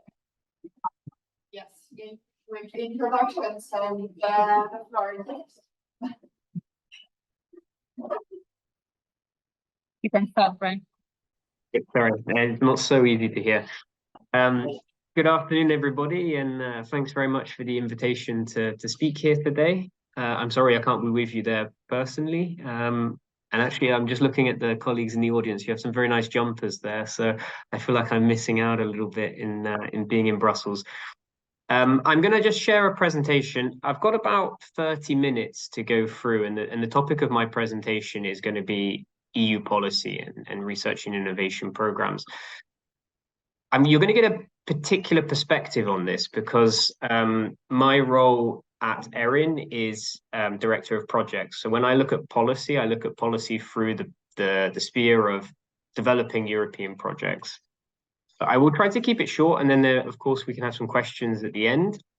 So what I'm going to try to outline for you is, well, who I am and what ERRIN is, so what we do, how the development of R&I policy and programs takes place in Brussels, how we as organizations, networks, and actors in Brussels try to influence that and how we can do that. And then a kind of collaborative strategy in ERRIN. So how do we try to approach the funding programs and support our members to actually get engaged in them? And then to give some practical examples of what we've been doing in recent years to actually influence and then submit projects related to some of the big areas in Horizon. So, who are we? So, as I mentioned, I work for ERRIN. ERRIN is the European Regions Research and Innovation Network. We're a Brussels-based organization, and we represent around 120 members, and those members are regions and their innovation ecosystems. So in Brussels, quite a lot of European regions have representations, and we work with these representations. Now, they are naturally local and regional authorities, but also they work with their local R&I stakeholders. And then within ERRIN, we work with all actors of the innovation ecosystem. So that can be research or university organizations, it can be local and regional authorities, it can be business sector, so chambers of commerce, and it can also be, although less common, civil society actors. But what we really hope to do is to bring all of these actors together within a region and get them working together to present a place-based approach to R&I. And we do that through a number of different ways, but primarily we have working groups, and I'll touch upon them a little bit in later slides. But what are we here to do as the network? Well, we're there to make connections with EU institutions, actors in the European Union, between our members themselves and other partner organizations. Brussels is home to multiple, or many networks, associations, lobby groups, and our role is to try to be as open as possible and to work with these organizations to support our goals. My role within the organization is specifically around projects. So within the association, we are a partner in a number of European projects, but we also support our members to try to develop European projects. You'll get a slightly different presentation from me than you might get from my policy director, who would give a slightly different perspective on how European policy is shaped and what we do, why we try to influence it. From my perspective, we are there to try to influence the European project policy in order to shape the calls to allow us to bid in for them and to ensure that the projects that are being developed are relevant to local actors and stakeholders. So when we talk about a place-based perspective, we are really ensuring that the policy, both from the regulatory side, but also from the funding side, is best placed to serve the needs of our members and the regions, essentially. As you can see from this slide, we represent quite a lot of Europe. We're spread over 20 countries, and that's not just EU member states. We also represent organizations or regions from Norway, from the UK, and Turkey. I pulled this slide out of a separate presentation because I just wanted to bring out the emphasis around how we engage. So for me, one of the key selling points of our organization is its openness to work with other organizations and institutions. So we have this very informal relationship within our network, not just with our members, but also with the other organizations that we work with. And this is really important because what does Brussels bring you? It's access to people, it's access to knowledge, and it's being able to kind of pull this knowledge and resource within a group to ensure that you're able to share this information. And we do that through our working groups. We also invite speakers, and again, from a range of different organizations, but also the EU institutions. And I say also because this is really important because it's building relationships. And what does this give us? Well, not necessarily early intel, but it can do, but really an understanding of what the European Commission is looking from a policy perspective, but also a project perspective when they launch the calls. So this is really helpful. And then on top of that, of course, we're constantly networking to make sure that we're able to develop the best projects and ensure that when we do submit proposals, they are the types of proposals that the Commission is looking for. How do we do that? This is a network. Well, we have our working groups. We do targeted project development activities. We work on policy, and that's essentially what I'm going to focus on, is this link between the project development, the early intel, the developing proposals, and the policy work that we do within our network. As I've mentioned, it's about cooperation and sharing information, but it's also about visibility to make sure that our members are having an opportunity to present the good work that they're doing and share good practices. I think one thing that I've noticed in recent years, and particularly since the launch of Horizon Europe and the missions, is that our members are asking a lot more to share good practices, where I feel in the past, people were either a bit nervous to share or to ask for good practices and say, we don't know what we're doing here, we need support. as we start to look at the missions and these really big challenges like climate neutrality in cities or climate adaptation, these really big societal challenges that we're facing, cities and regions and our members are suddenly saying, actually, we're not quite sure what we need to do here. Do you have some examples of where this has worked? How do we find financing to ensure that climate neutrality can actually happen by 2030?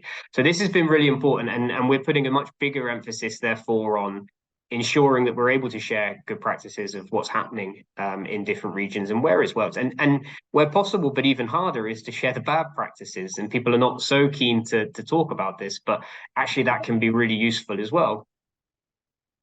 As I mentioned, we have working groups. So we focus on all areas of R&I, and we try to align our working groups with the Horizon work program. So this is, you can see here the natural resources and food or low carbon. These are linked to the work programs of the European Commission. And that's really important also when we're trying to influence the policy, because we're able to align the work that we're doing within the working groups. And these working groups are bottom up. They are led by our members. So each working group here will have 4 to 5 of our member regions leading the work. And my team that you saw on the first slide, we are there as facilitators to try to support from a practical perspective. But really the work that's happening within the working groups is led by our members and is focused on what are the needs for regions. Why is this important when it comes to policy? Well, because each of these working groups should have in its mind a policy perspective. And they should identify key things that they want to try to influence in order to shape the future work programs. I'm not going to touch too much upon this, but this is just an overview of the projects that we're involved in as an association. And again, it links back to the policy work that we do within the network. So where you see relatively large-scale projects like Net Zero Cities, which is focused on supporting the work within the cities mission, we are trying to bring those voices from the local and regional stakeholders to the mission to say, this is working, this is not working, this is where we need more support. And hopefully filtering some of that back to the European Commission to say that we need to make changes in different places, particularly when it comes to regulatory issues. Well, that's a little bit of an introduction into ERRIN and how we work. And I've been very quick. I'd normally take an hour to give that kind of brief introduction to our network. But what I wanted to get to was the European research and innovation programs, so the framework programs, and to try to explain a little bit of how the framework programs work, and then how we as a network try to work with them. The funding cycle for the framework programs is fairly set in stone. So we have a framework program and they run in cycles of 7 years. Within the framework programs, we have strategic planning, and they're happening every 3 to 4 years. And then the strategic plan is setting out the framework for what the work programs are going to look like. And those work programs are coming every 2 years. And those work programs subsequently set out the funding opportunities. So within the work programs, we have lists of calls. We have different topics and then lists of calls. And what's changed in Horizon Europe, which has been really helpful, is in Horizon 2020 as well, is these 2-year work programs. So we're not operating anymore year to year. We know we have a relatively clear idea of what the funding landscape is going to look like for the next 2 years. And we're able to therefore start building our projects and consortia around identified targets. But it also means it gives us an opportunity, and we have a fairly clear timeline of how we should start influencing and therefore bringing important and key topics forward to try to actually have impact in the work programs. And then subsequently, that means that the calls that come out every year will be hopefully matching the needs of our stakeholders. From a network perspective, we focus on different parts of the R&I policy, particularly using the framework of the European Research Area, so the ERA Forum. We've been very active in recent years on looking at the new European Innovation Agenda, and therefore specifically the regional innovation valleys. Horizon Europe is a big part of what we do, and that's the framework program itself. But within that, we look at EU missions widening and EU partnerships, and we've also been very active in the regional innovation partnerships. I'm not going to go into too much detail on the missions yet, but what I wanted to say here is, how do we start to influence the work programs? How do we start to influence what the Commission is coming up with when it's thinking about what the future calls should look like. And our work on the EU missions has been quite a good example of that. And I'll come in a later slide to explain a little bit how we've done that over a 4-year period. So when we're starting to talk about EU policy, you have to have a long-term perspective. It's not something that you can come into and say, within 2 months, I want to start speaking to the Commission, influence the calls, submit a proposal and get European funding. These are really long-term objectives. And ultimately, it's something you can't do on your own. The reason that networks like ERRIN are around and are important is because we represent 120 regions. When we go to the European Commission and say, we're hearing that this is not working on the ground, we need to look at this, and these are the challenges. We come with the backing of 120 regions. We don't come as an individual organization. And there's many examples of different thematic networks like ours. We cover the whole of R&I, but there's many thematic networks that we work quite closely with who are also representing particular areas. Where are we at the moment in this policy landscape? Well, we're at an interesting position. It's a little bit crazy in a sense because also within ERRIN, we start to talk about FP10 now. So FP10 is the program that will follow on from Horizon Europe. So again, that comes back to the perspective that you can see the time frame is actually quite short when you think we're only halfway through the funding program for Horizon Europe, and yet we're already talking about what the new FP10 should look like. And this timeline gives you a bit of an idea over the next couple of years of where we expect the conversations to go. So in January, we'll have the publication of the ex-post evaluation of Horizon 2020. So that's the last framework program. Within a couple of months, so in March, we'll have the R&I days, so the Research and Innovation Days in Brussels. This is a flagship event that's put on by DG RTD, where they'll be trying to present a lot of the findings there. In June, we'll have the publication of the strategic plan. And if you remember back to the previous slide, you see that the strategic plan then leads into the work programs. There's been a task force that was set up at the end of last year, and they will have a report that will come out in June 2024. There's the ERRIN, they will bring their task force report out in June, and then the expert group of the European Commission will have their report out in October 2024. So we're talking quite a few years away from the actual implementation of the FP10, but by October this year, we will already have had a number of reports actually looking at how Horizon 2020 and Horizon Europe has been operating and what the new funding program should look like. And if you think of what changed in Horizon Europe from Horizon 2020, we had some big new innovations, the missions themselves. So we had these new 5 missions, which also pooled funding and tried to provide support to challenge some of society's biggest challenges. This is a big thing that came in, and the work on that started in 2018, more or less. This conversations were happening 2017, 2018 for a launch of many years afterwards. So again, a really long-term perspective. We expect in 2025, there'll be a publication of the Horizon Europe's interim evaluation, and then the Commission will make its FP10 proposals in mid-2025. So by midway through next year, we will already have proposals for what the next framework.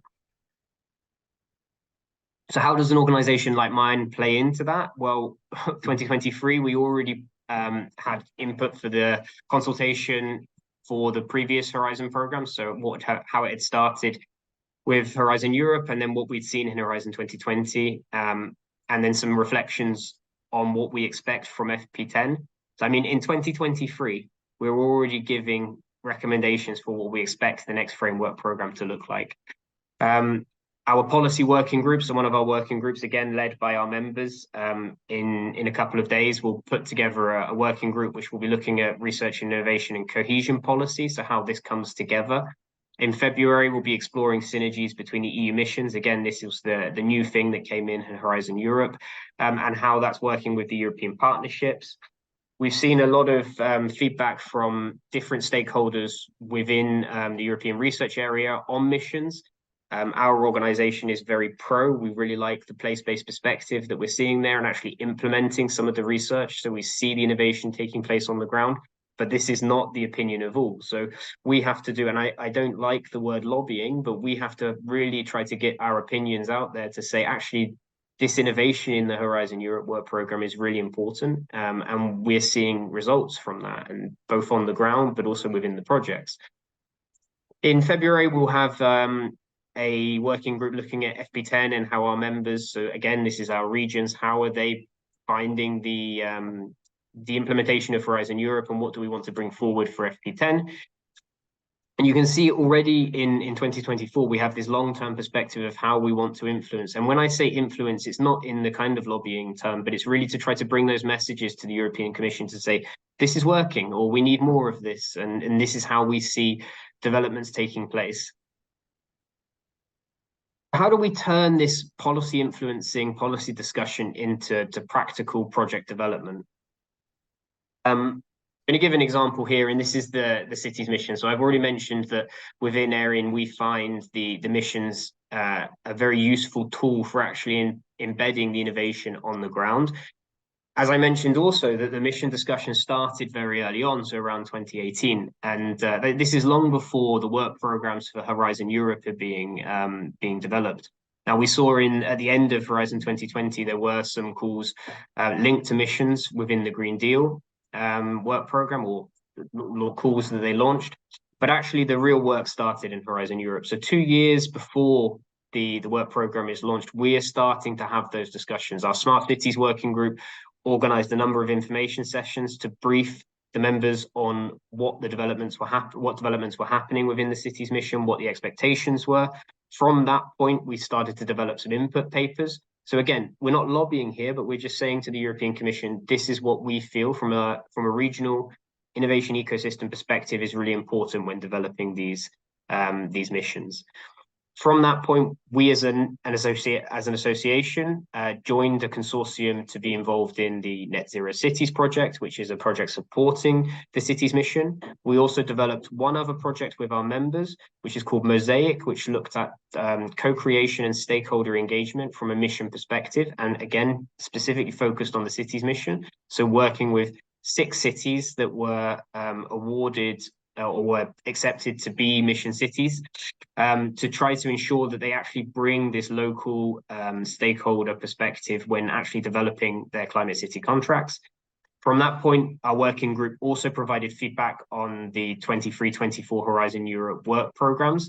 So I've talked about how you influence the wider framework programs, but of course, within our working groups, we're also trying to provide feedback on potential work programs, but of course, having that longer term perspective, because if you're thinking 2023, 2024 for a work program, you know that in 2022 early, you need to start influencing what the calls might look like. And we do that through speaking to our colleagues, speak to their member states, where they also have power within the committees, but also providing feedback to the European Commission again and saying what's working and what's not. From this, and again, ERRIN is a bottom-up organization or bottom-up network. So you see 65, I think it's actually 71 now, of our ERRIN members are involved directly in the city's mission, and I expect that will increase more as time goes on. From that, our members developed another project, one that we're not involved in as an organization, but it's a spin-off project. Again, looking at how the city's mission can be implemented on the ground. We have one of our working group leaders that's involved. She's representing ERRIN on the mission board.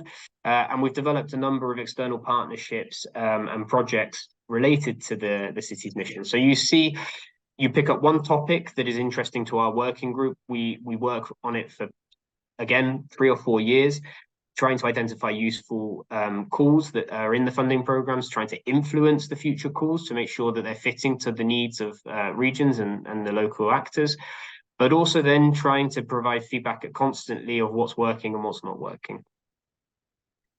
This is just an overview of some of the things that we've done. So as I mentioned, it's about bringing that local and regional perspective into the funding. It's about having dialogues. So we're constantly talking with the European Commission. We're inviting them to our meetings. We're joining sounding boards. We're developing input papers.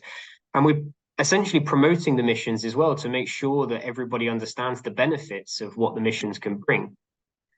What do we do on the ground for project development? I'm just looking at the time, so I'll try to be quick so there's still time for some Q&A.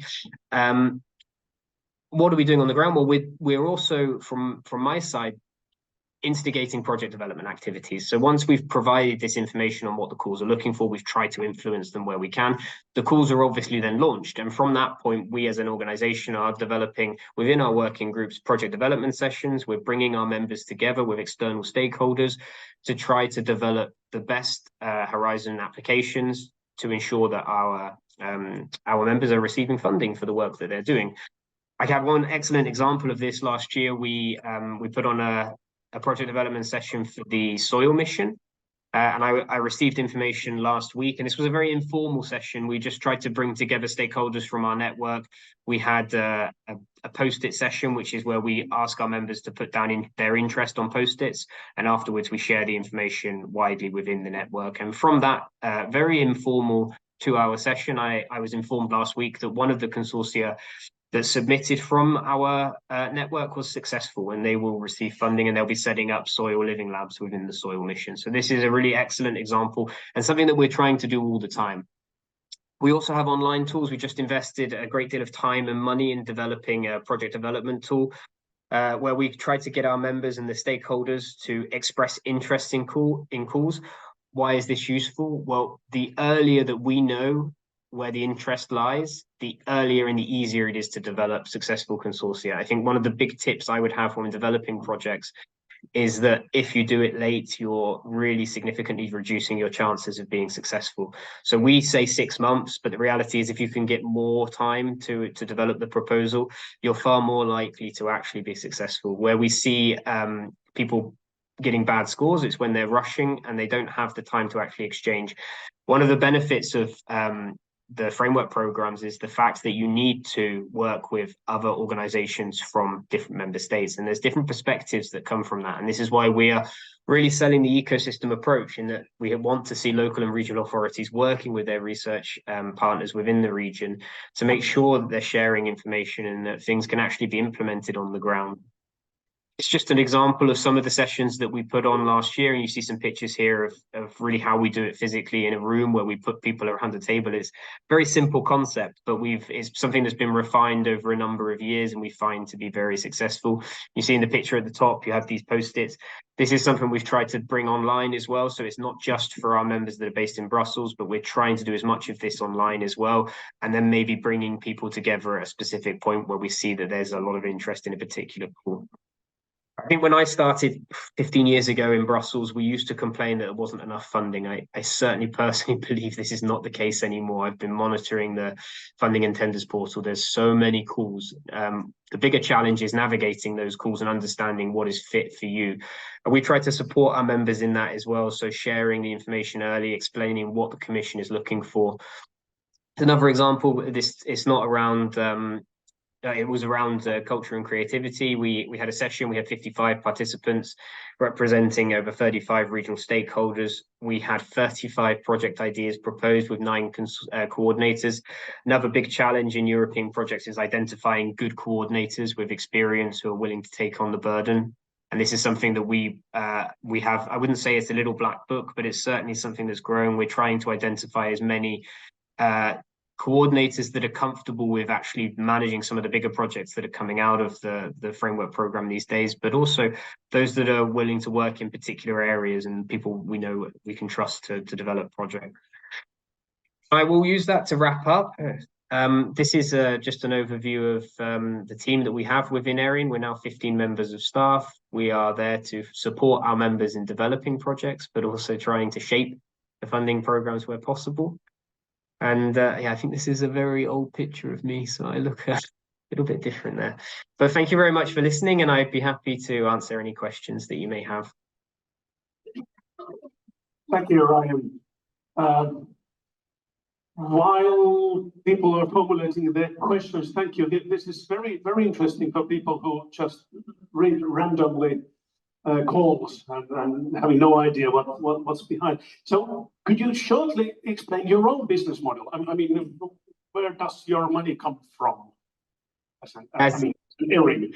Yeah, it's an excellent question. So we're a non-for-profit. We're set up in Belgium as an association, and we're our split is around 50-50, so 50% membership fees and 50% European projects. We have a management board, which is the kind of formal side of the association, that is represented by 15 of our members again. So everything we do is bottom up, and they've taken a quite strong view on the fact that we shouldn't be project driven. So we get involved in projects where we feel it has a strategic importance and it can allow us to provide and shape future policy.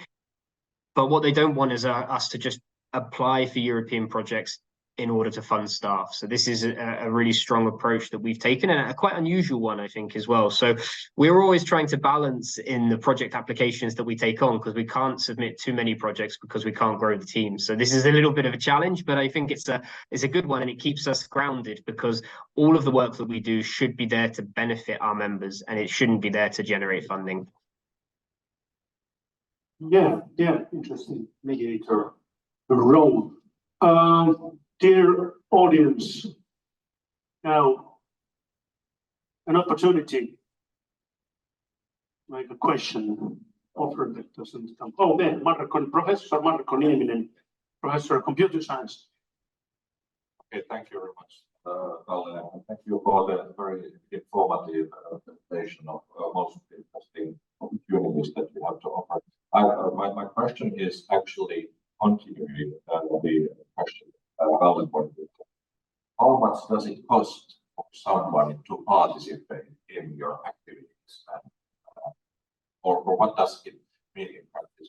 My scenario would be something that if I have an idea of a let's say research and project that would be of interest for me and some of my colleagues, what would that mean in practice to participate and get additional collaborators through you for our proposal?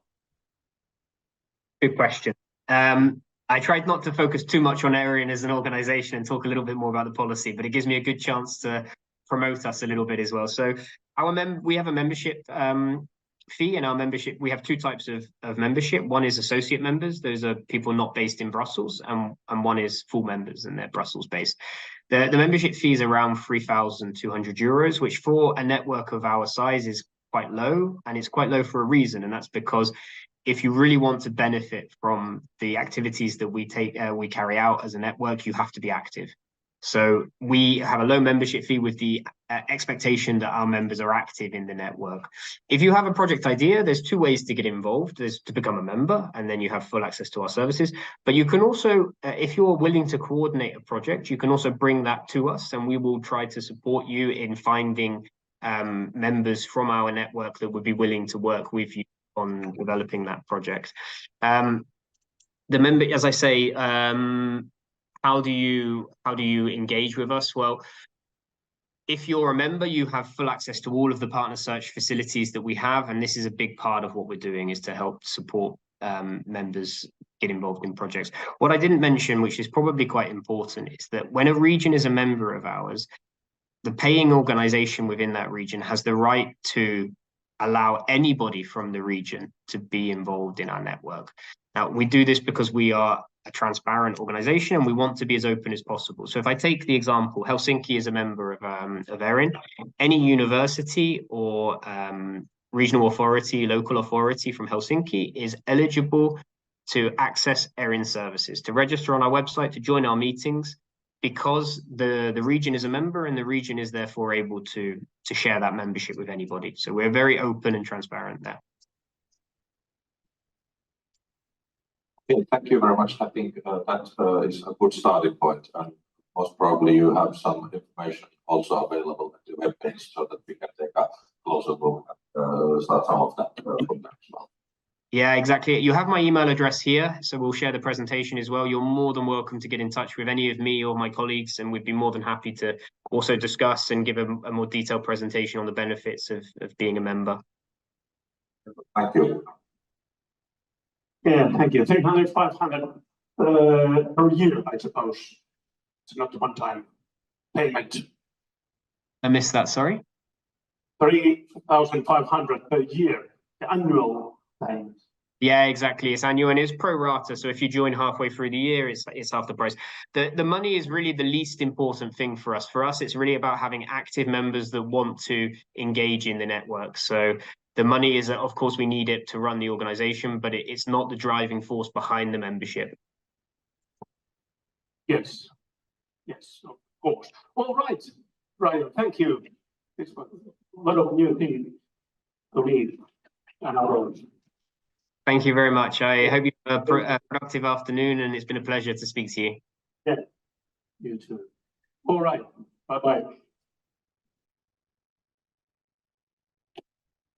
Now we have live.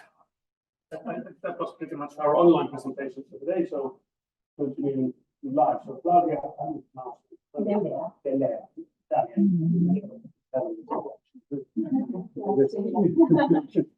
So super grant writer from Aalto. They're always super about grant writer for sure. So yeah, there's sort of support activities. Also, TalTech, I think it's slightly bigger in Aalto, but a lot of people per school supporting the proposal, the writing and the sort of whole process. But yeah, we are eagerly willing to hear details and big picture, whatever you with us. Maybe I can reconnect with the ERRIN. So we have activated Aalto participate to interesting policies through ERRIN. So maybe we can send more information about Aalto's activities in ERRIN. If you can stand between these, so because we are recording. Oh yes. These things. So. Yeah, it's disconnected, so this I'm using to change. Yes, it is. Sorry, I'm trying to get it right. Yes, it is. Yeah. Right. So something about me. So I'm Claudia Dell'Era, and I'm currently the head of the pre-award services at Aalto University. But I'm also a senior grant writer, and I'm supporting the Department of Mechanical Engineering in the School of Engineering. I started in this career in 2011, so I have quite a long experience at the job. But before that, I was a researcher, and I have my background in chemical engineering.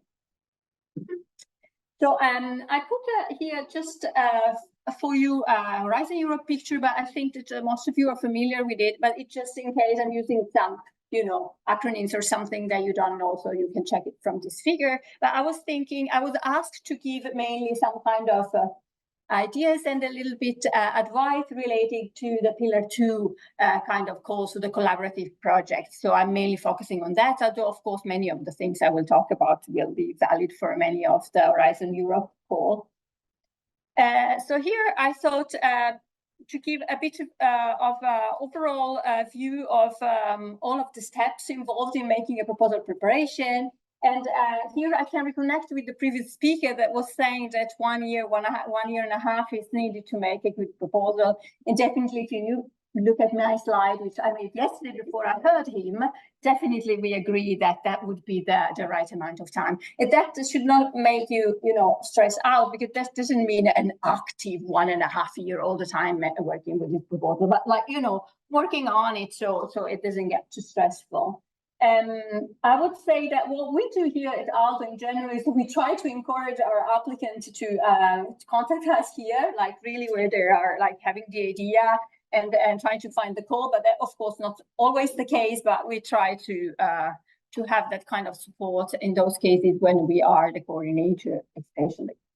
I would say that the important steps here that you do for quite a long time before you actually start writing would be to create the consortium, so have a group of co-partners with which you are addressing a certain call that you have found, and then that you would form a writing team. And with a writing team, I mean, it's very difficult for one single person, even a professor or postdoc, to drive these. So then you would ideally have a grant writer, a professor, 1 or 2 postdocs on site from the coordinator, in addition to actually the partner. That would be really sort of a nice way to operate, because then you can distribute the work. But at least you should be sort of two people in the really worst cases where you have the actual scientific PI and the support person, like a grant writer with.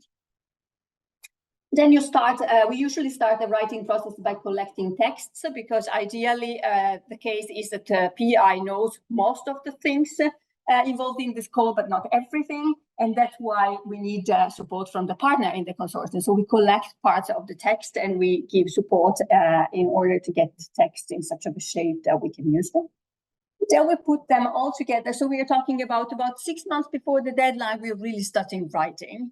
And then we are starting at the same time budget negotiations, so that about a couple of months before the deadline, we have the possibility to complete our consortium. And the consortium completing means we notice that we miss someone in some pieces of the call text. And so we have almost everything ready, and then we add 1 or 2 partners towards the end. That's quite common.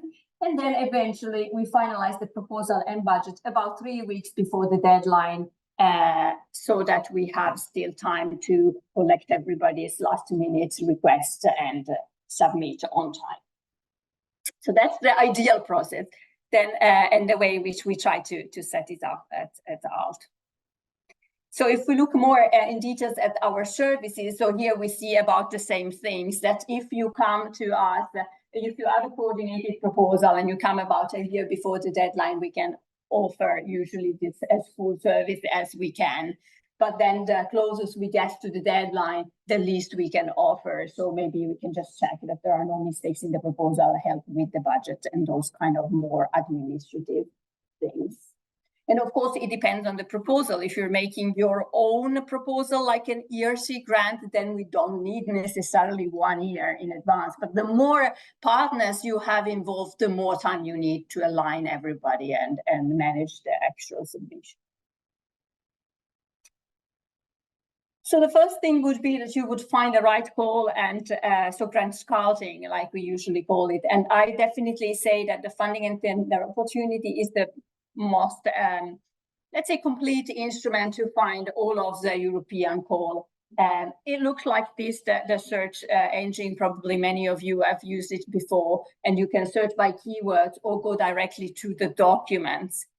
And that's what I included here and in the next slides, because personally, I like to look directly at the documents. So the work programs, which are, let's say, these most complete descriptions of all of the call text, because the tricky thing with the keywords is that maybe they are not always so well having what you have in mind, or maybe you have some idea, but then you can find something else. So I find that by opening the work program and looking at the index, it's actually much faster, because you react then to the text title and maybe go and read by clicking on the specific call text what you might be interested or not. But that's also a point of preferences. The work programs for Pillar 2 are organized in destinations. That would be based on what the European Commission wants to achieve. So they are like impact clusters. So that's also another way for you to be able to navigate, let's say, this work program. Like if you know what is your impact and what is it that you want to achieve, by looking at the destination, you may understand from which work packages, from which work programs you might be able to find your suitable call. So that's also another way, another point of view to scout between or among all of these calls. And then the last bullet refers to what kind of research are you interested in doing? So are you interested in doing a more basic research? Then you should focus only on research and innovation actions. Or are you interested in a more applied, working more with the industry? Then you would look into the innovation action type. Or then are you interested in policy work or other type of activities and networking and so on? And that would be coordination and support actions. So I would say that in a nutshell, these are about the things that you need to know, that there are work programs and there are different type of calls, and based on what is your need and expectation, you can decide if they suit you or not. At Aalto, of course, we help with reading these, and we are happy to explain the call text if you have any questions about it. So this is just a slide for you, so that you would have all of the useful links. Now the work programs that are currently published are the 23 and 24.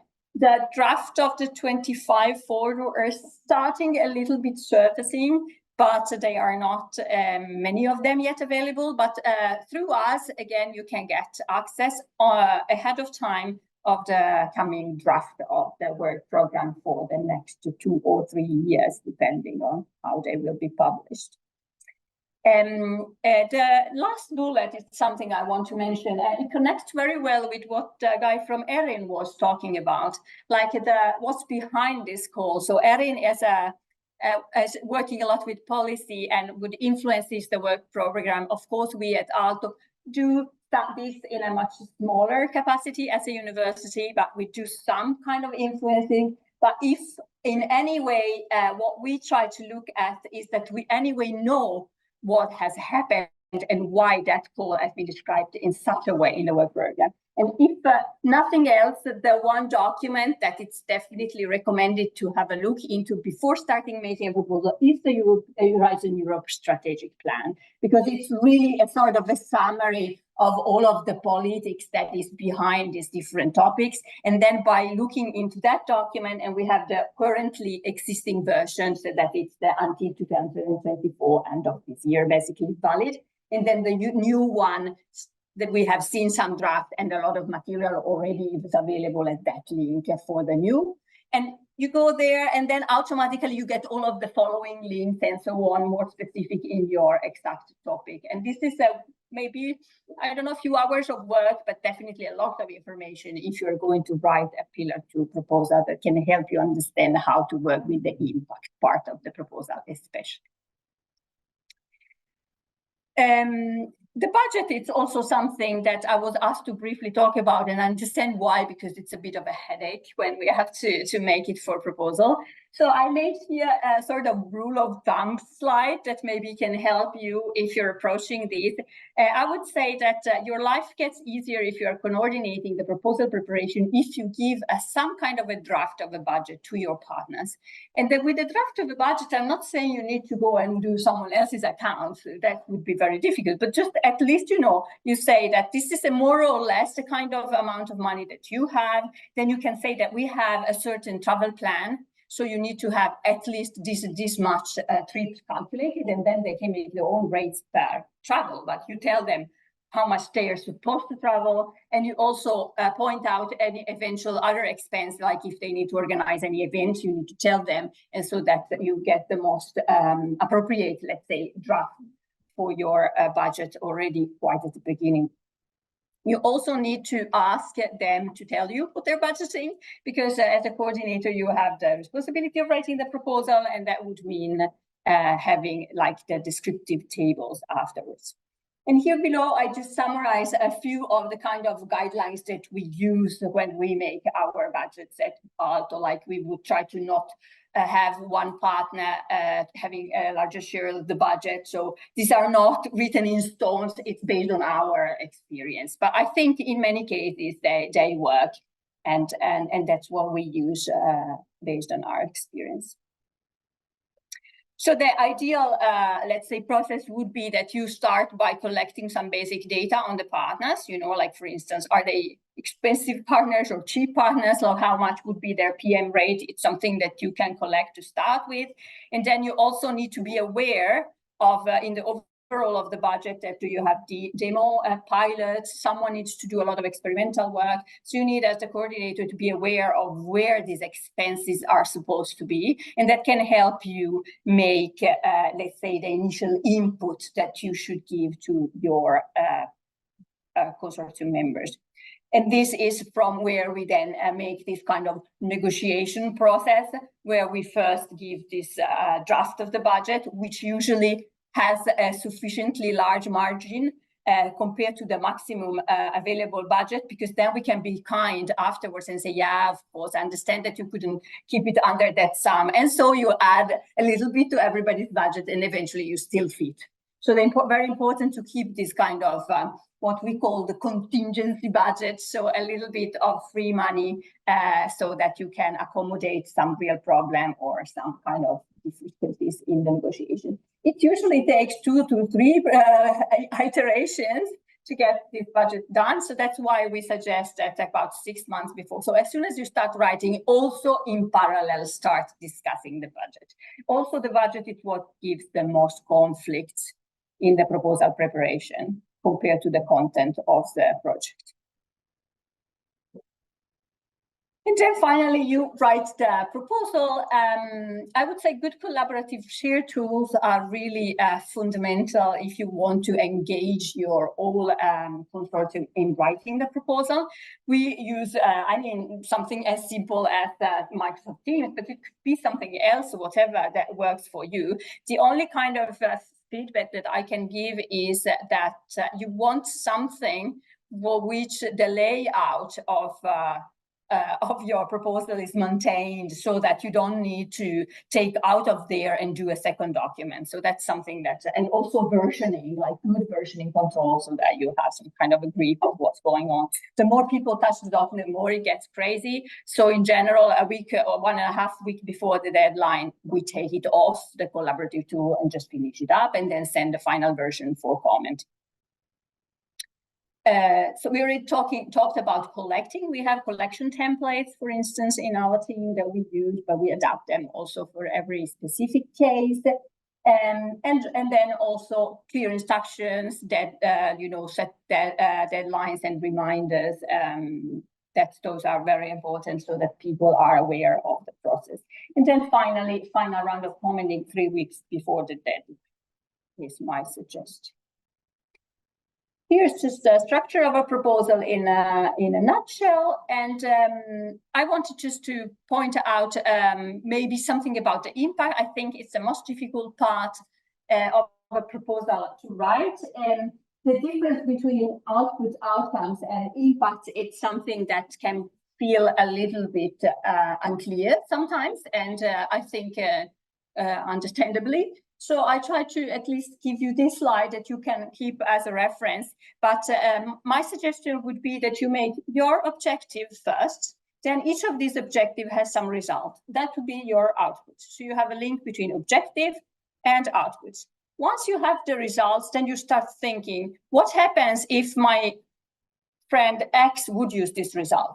What change would it make? That would be your outcome. So short-term impact. And then in the long run, if everybody likes your results and it's used widely, what that potentially could mean, and that would be the actual long-term impact, what the Commission usually calls impact. So stepwisely thinking about this step, I think it's what we try to do, and giving some kind of numbers and having some kind of thought behind it's really what makes a concrete and good impact section as opposed to some kind of, generic. And automatically this then links to the communication, dissemination, and exploitation part. So if you keep the results for yourself, nobody is going to use them and you will have no outcomes and no impact. So how do you make sure that they are broadly communicated, specifically disseminated, or used by someone? And this is what's behind the communication, dissemination, and the exploitation. So in Horizon 2020, they had made a genius brochure about explaining the difference of these, and somehow they didn't remake it for Horizon Europe, which to me is difficult to understand why. So we have that link with someone else who liked that brochure made, and I think it's going to be available there forever. So I still recommend to read that because the concepts haven't changed. They still are equally important, and they can give you so many examples from that brochure. I think that was all. Yes.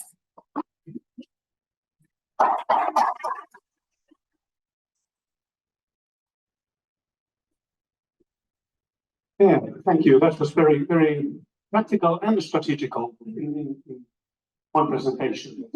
Quite a thing. Some of us are youngsters just getting their funding somewhere, but some of us are very, very keen on this very precise knowledge you shared. Are there any short, rapid, effective questions. Can you tell what is your workload? How many project applications you have? And so we have quite many at the same time, but usually our limit is that the same grant writer cannot have two coordinated proposals with the same deadline. So if that happens in one school, we have one not connected resource that we can use as support and split them, because this is impossible workload if you have more than one with the same deadline. But if they have a couple of months difference, it's possible for us to have two of coordinated. Then we of course help also very much with other proposals, but the workload is so much smaller compared to these that we can fit them in. Also because there is always this kind of working with the PI, and then towards the end, it's more intensive, though it becomes more like sort of close to 100% working with one proposal. 15 we are at the Aalto. 15? Yes. For one project? One person, yes, usually yes. Unless it's a tragic situation and we might need to include someone else, but overall it's one person.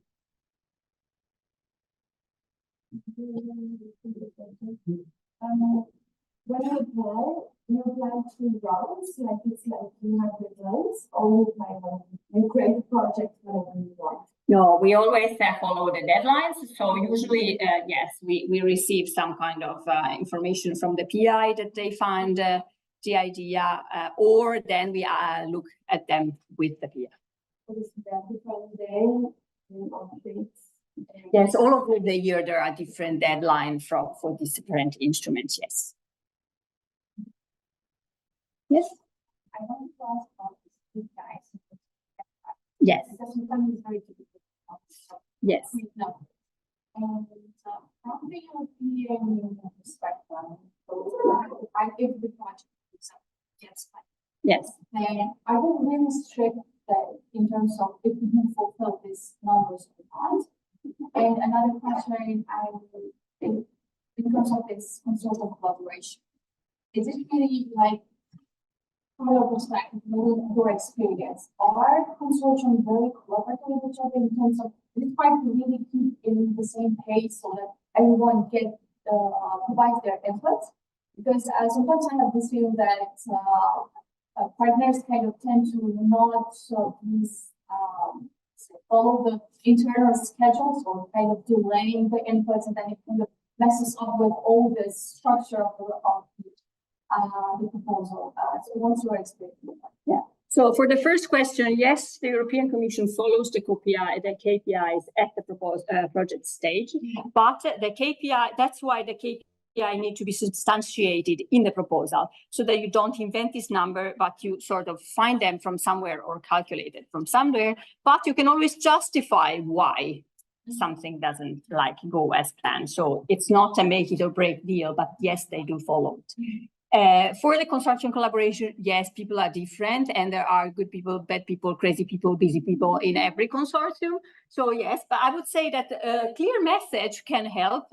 And also, if you notice that you are not getting something from someone, then you agree on a strategy with your PI that how are we doing with this? Is someone else able to write this person's part? Should we drop them from the consortium, or what should we do? And we try to find a situation. My personal experience is that in the majority of cases, if there's a good collaborative atmosphere, if you are able to create it yourself by being active and kind and keeping meetings. Like the beginning, I would plan meetings for the next 6 months.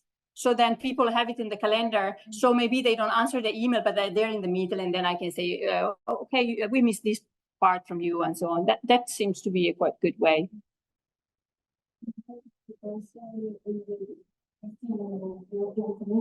Which is responsible for the project. So that's at the project stage, yes. But at the proposal stage, no, it's us only, only scientists and support services. Yeah. Thank you. Thank you.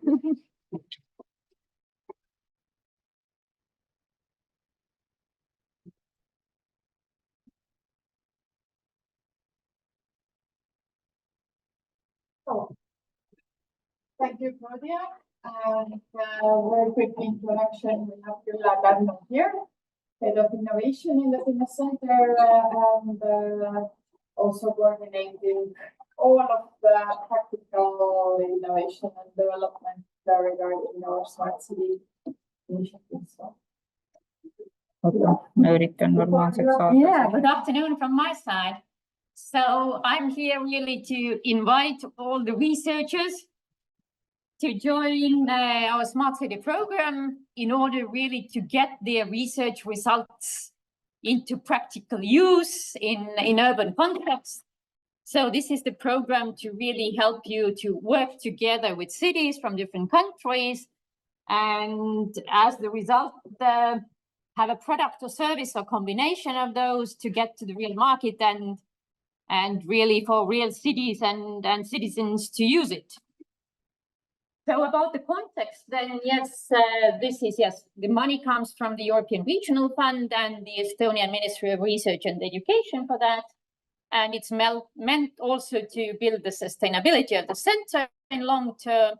That's kind of the background. So we are not just mediating the money to somewhere, but we hope to earn back from these activities to kind of stay and live forever happy, yeah? As it's said with the princesses. So, and the money for that is 14 million that we have, and we hope to have 13 new smart city solutions on the market through that, where then the teams of cities and the researchers work together, also sometimes companies. 6 of those solutions are already developed, and I will shortly tell about this, and we hope to develop 6 to 7 more. So what we have by now, we started the first pilot in 21, and there's a couple of more in 22. So in total, we have done 6 together with, these are done together with Estonian cities. So the Digi Audit is the solution that's now licensed to one company, and the first sales are made, and the further contracts are already signed. So we hope to earn more next year, but the first initial income is on our let's say payroll, and we also are offering this as a service to another company. So there are 2 real contracts made, and the first sales meeting with the other company will be in the end of January. So there is a potential client. So this is the first pilot that has really is bringing money on board. And this is the tool that really helps the real estate owners to maximize the energy efficiency and internal climate. So renovation strategy tool is mostly a software that helps the local authorities to make plans for whole districts up to 50 buildings with 30 seconds. And they can give advice to the real estate owners how to renovate their buildings in the best ways. So it runs through 12,000 different renovation ways. I don't know, solar panels, exchanging windows, walls, and so forth. So it's kind of a powerful tool that's for use. The tool is ready, so Finnish Center is offering it to further cities, and we have cities interested, so we hope to get the first deals also in this year. Also, they have developed this tool for private individual users, meaning like the house owners one by one can also use this tool, but at the moment we are looking for a strategic partner who could do this large scale sales process and offer it to the individual providers.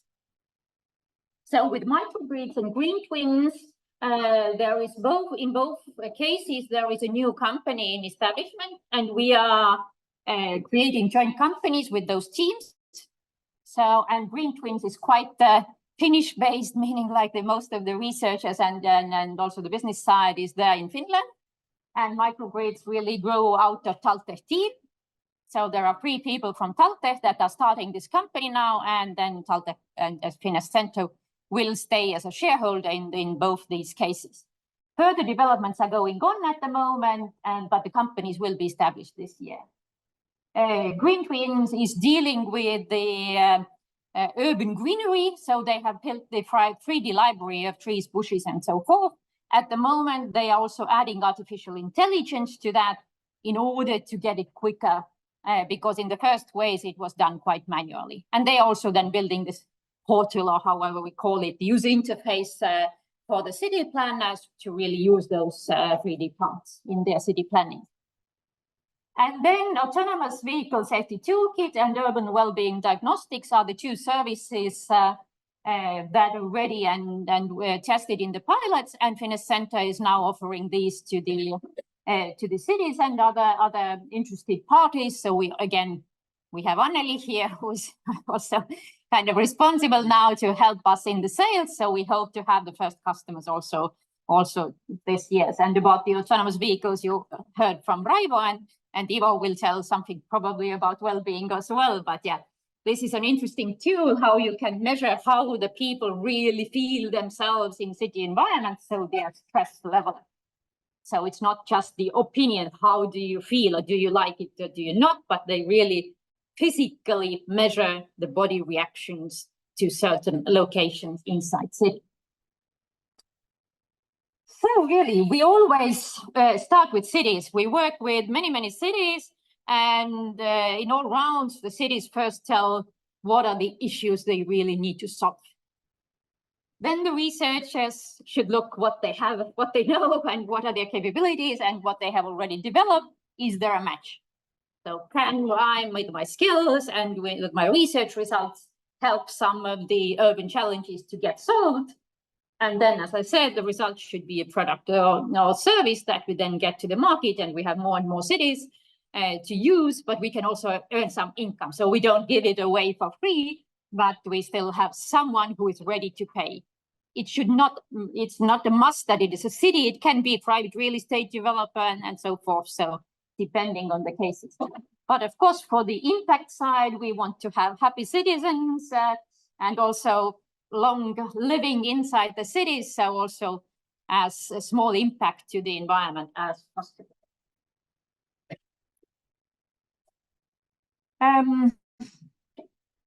So yes, the one condition now that we have that in each pilot, there is minimum one Estonian city and one city from whatever country. It doesn't need to be EU country. Of course, it's kind of easy. It's closer. The traveling money is smaller, and maybe we are more similar, but it can be, I don't know, African country, Asian country, US city or something like that. That's very fine. But why do we need also one city from outside is that we really want that the team from day one thinks internationally. Because in first round, it still happened quite a lot that the teams only thought about Estonia. So for example, we have the ETS road. So it's very nicely and applicable in Estonia, but to go to other countries is very difficult because the conditions are so different. That's the reason we want at least one foreign city also to be part. And definitely for cities, why they want to be, of course, it's kind of free. They get the tailor-made things for their cities and they don't need to pay anything for that. They can be the first ones. Of course, it takes more effort from them, but at least they get, they don't need all the tendering procedures and so forth to buy it, but can really give their real needs and together with the researchers then get it done. These KPIs usually is asked in projects and also in our case. Yes, we definitely want these new solutions to be as many cities as possible. We want either new companies or new services for us, or then licensing agreement to the existing companies. However, but we don't want these to stay pilots and then just put them into a drawer, but really to get into practical use. Of course, the wider impact and the Estonian government, as this is also quite Estonian money, so they want to see that it's not interesting only for one city, but really we want it to spread all over Estonia for much use. But research-wise, of course, we are always happy about Q1 and Q2 articles and so forth, and media coverage about the things we do. And of course, we are happy to have new researchers in our team.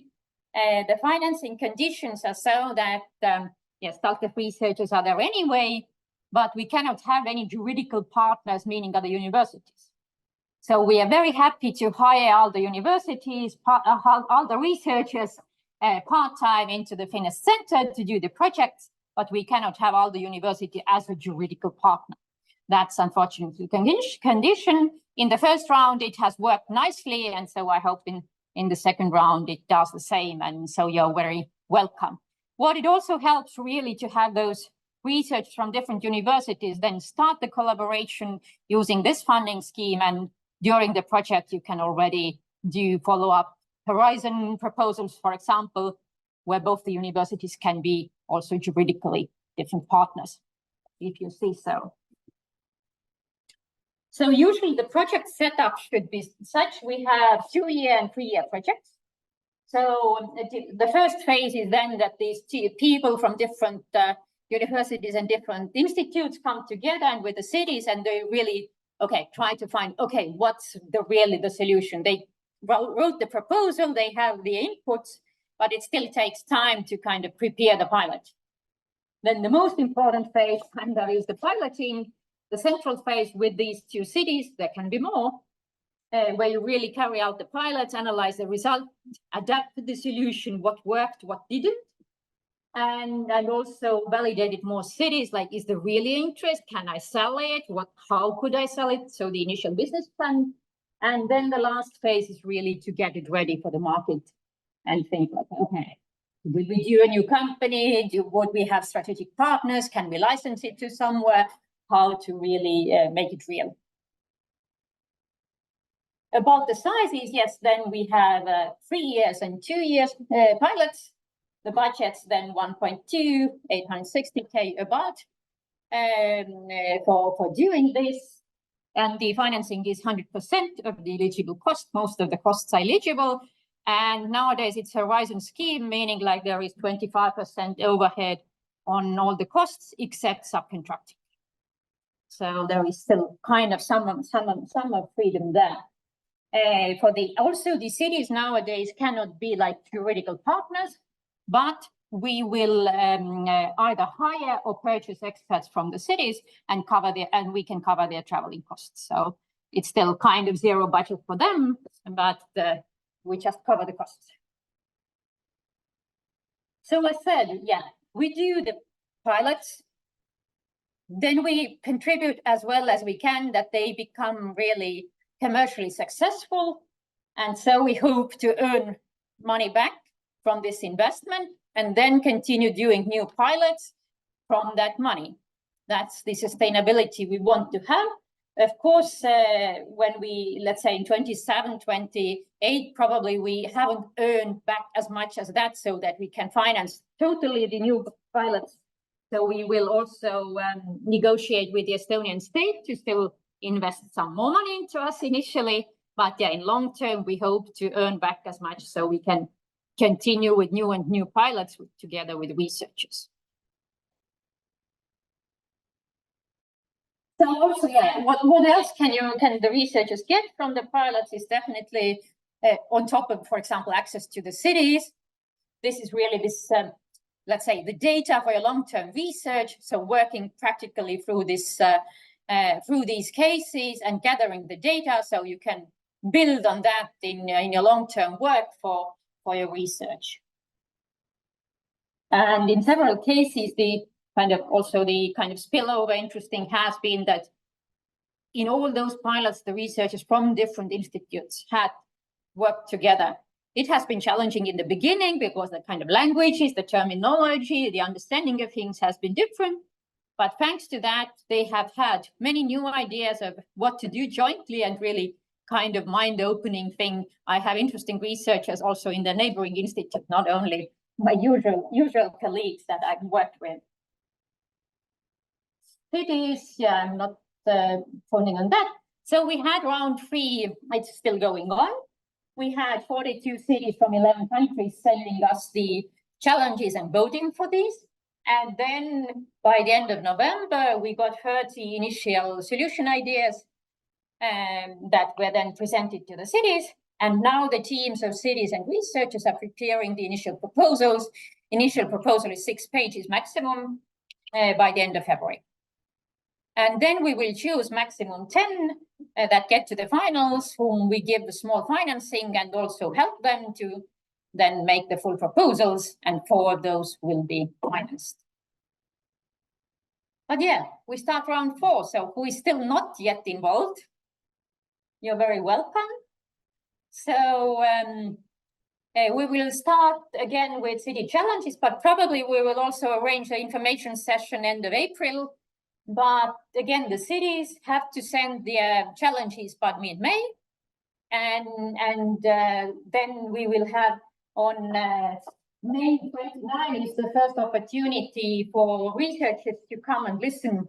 What are the challenges that the cities are proposing? So you can get already the insights and can already talk with the cities to find out if your kind of initial ideas that you have, for example, can match with the needs with the cities.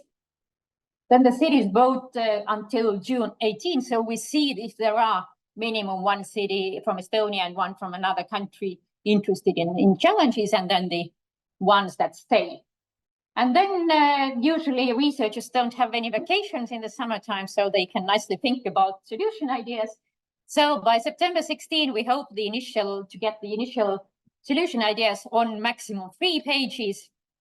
And then these are presented in September 25 to the cities already. And then the cities can vote which ones they'd like to join and which ones they don't like so much. And yeah, from there on we proceed. So by Christmas 24, we should know who are these 10 max 10 finalists from this round, and they can start their validation time. What we evaluate in the first phase is really, we as the center want to think and evaluate if we believe that there could be a scalable product. And also, for example, if there are good researchers that we are happy to have in our team, some additional forces, for example. And the public sector will evaluate if this is something very niche, maybe only needed those 2 cities, or if they see that there is bigger potential and it's really important for most of the cities or many cities in Estonia, for example. And then, yes, in this phase, then January, April is the validation time when the teams can then write the full proposal and talk with more cities and to think more about the business plan, what it could be. And then by April 30, they send us the full proposals. And then as this round 3, the pilots start on November 1 this year, then these ones will start from September 1, 25. And yes, what we are finally evaluating is the business potential, wider impact, was the research potential and competence, and of course, yeah, how is this project contributing, hopefully, to the sustainability of the center. And yes, what's kind of difference with the Horizon project that you just heard? Then really one is the scalability, that we really want these to become products and we want to earn back from that. Then we will also have one person definitely from the center in each of the pilots to help to manage it and to really work for this sustainability issue. Also, the IP created during the project belongs to the center, but we are also very happy to share the profits if they come in long term with the team that's contributing to it. Usually it's 50-50, depending on a little bit on the cases. And as it's European Regional Development Fund money, means quite some bureaucracy also to the people involved, but usually it's the project team and we have a bookkeeping team taking care, but yeah, we need all the documents, ferry tickets and so forth. So interesting bureaucracy coming with that. But yeah, for you, if you haven't been involved and would like to be involved, then yes. In May, you will see the new round challenges at our homepage. So take a look, and May 29, join the workshop, and then you can already face-to-face or then virtually hear more from the cities about those challenges and can see if your skills and competencies would match with that. And then, yeah, by September 16, we are looking for 3 pages about your solution ideas, what it could be already for that.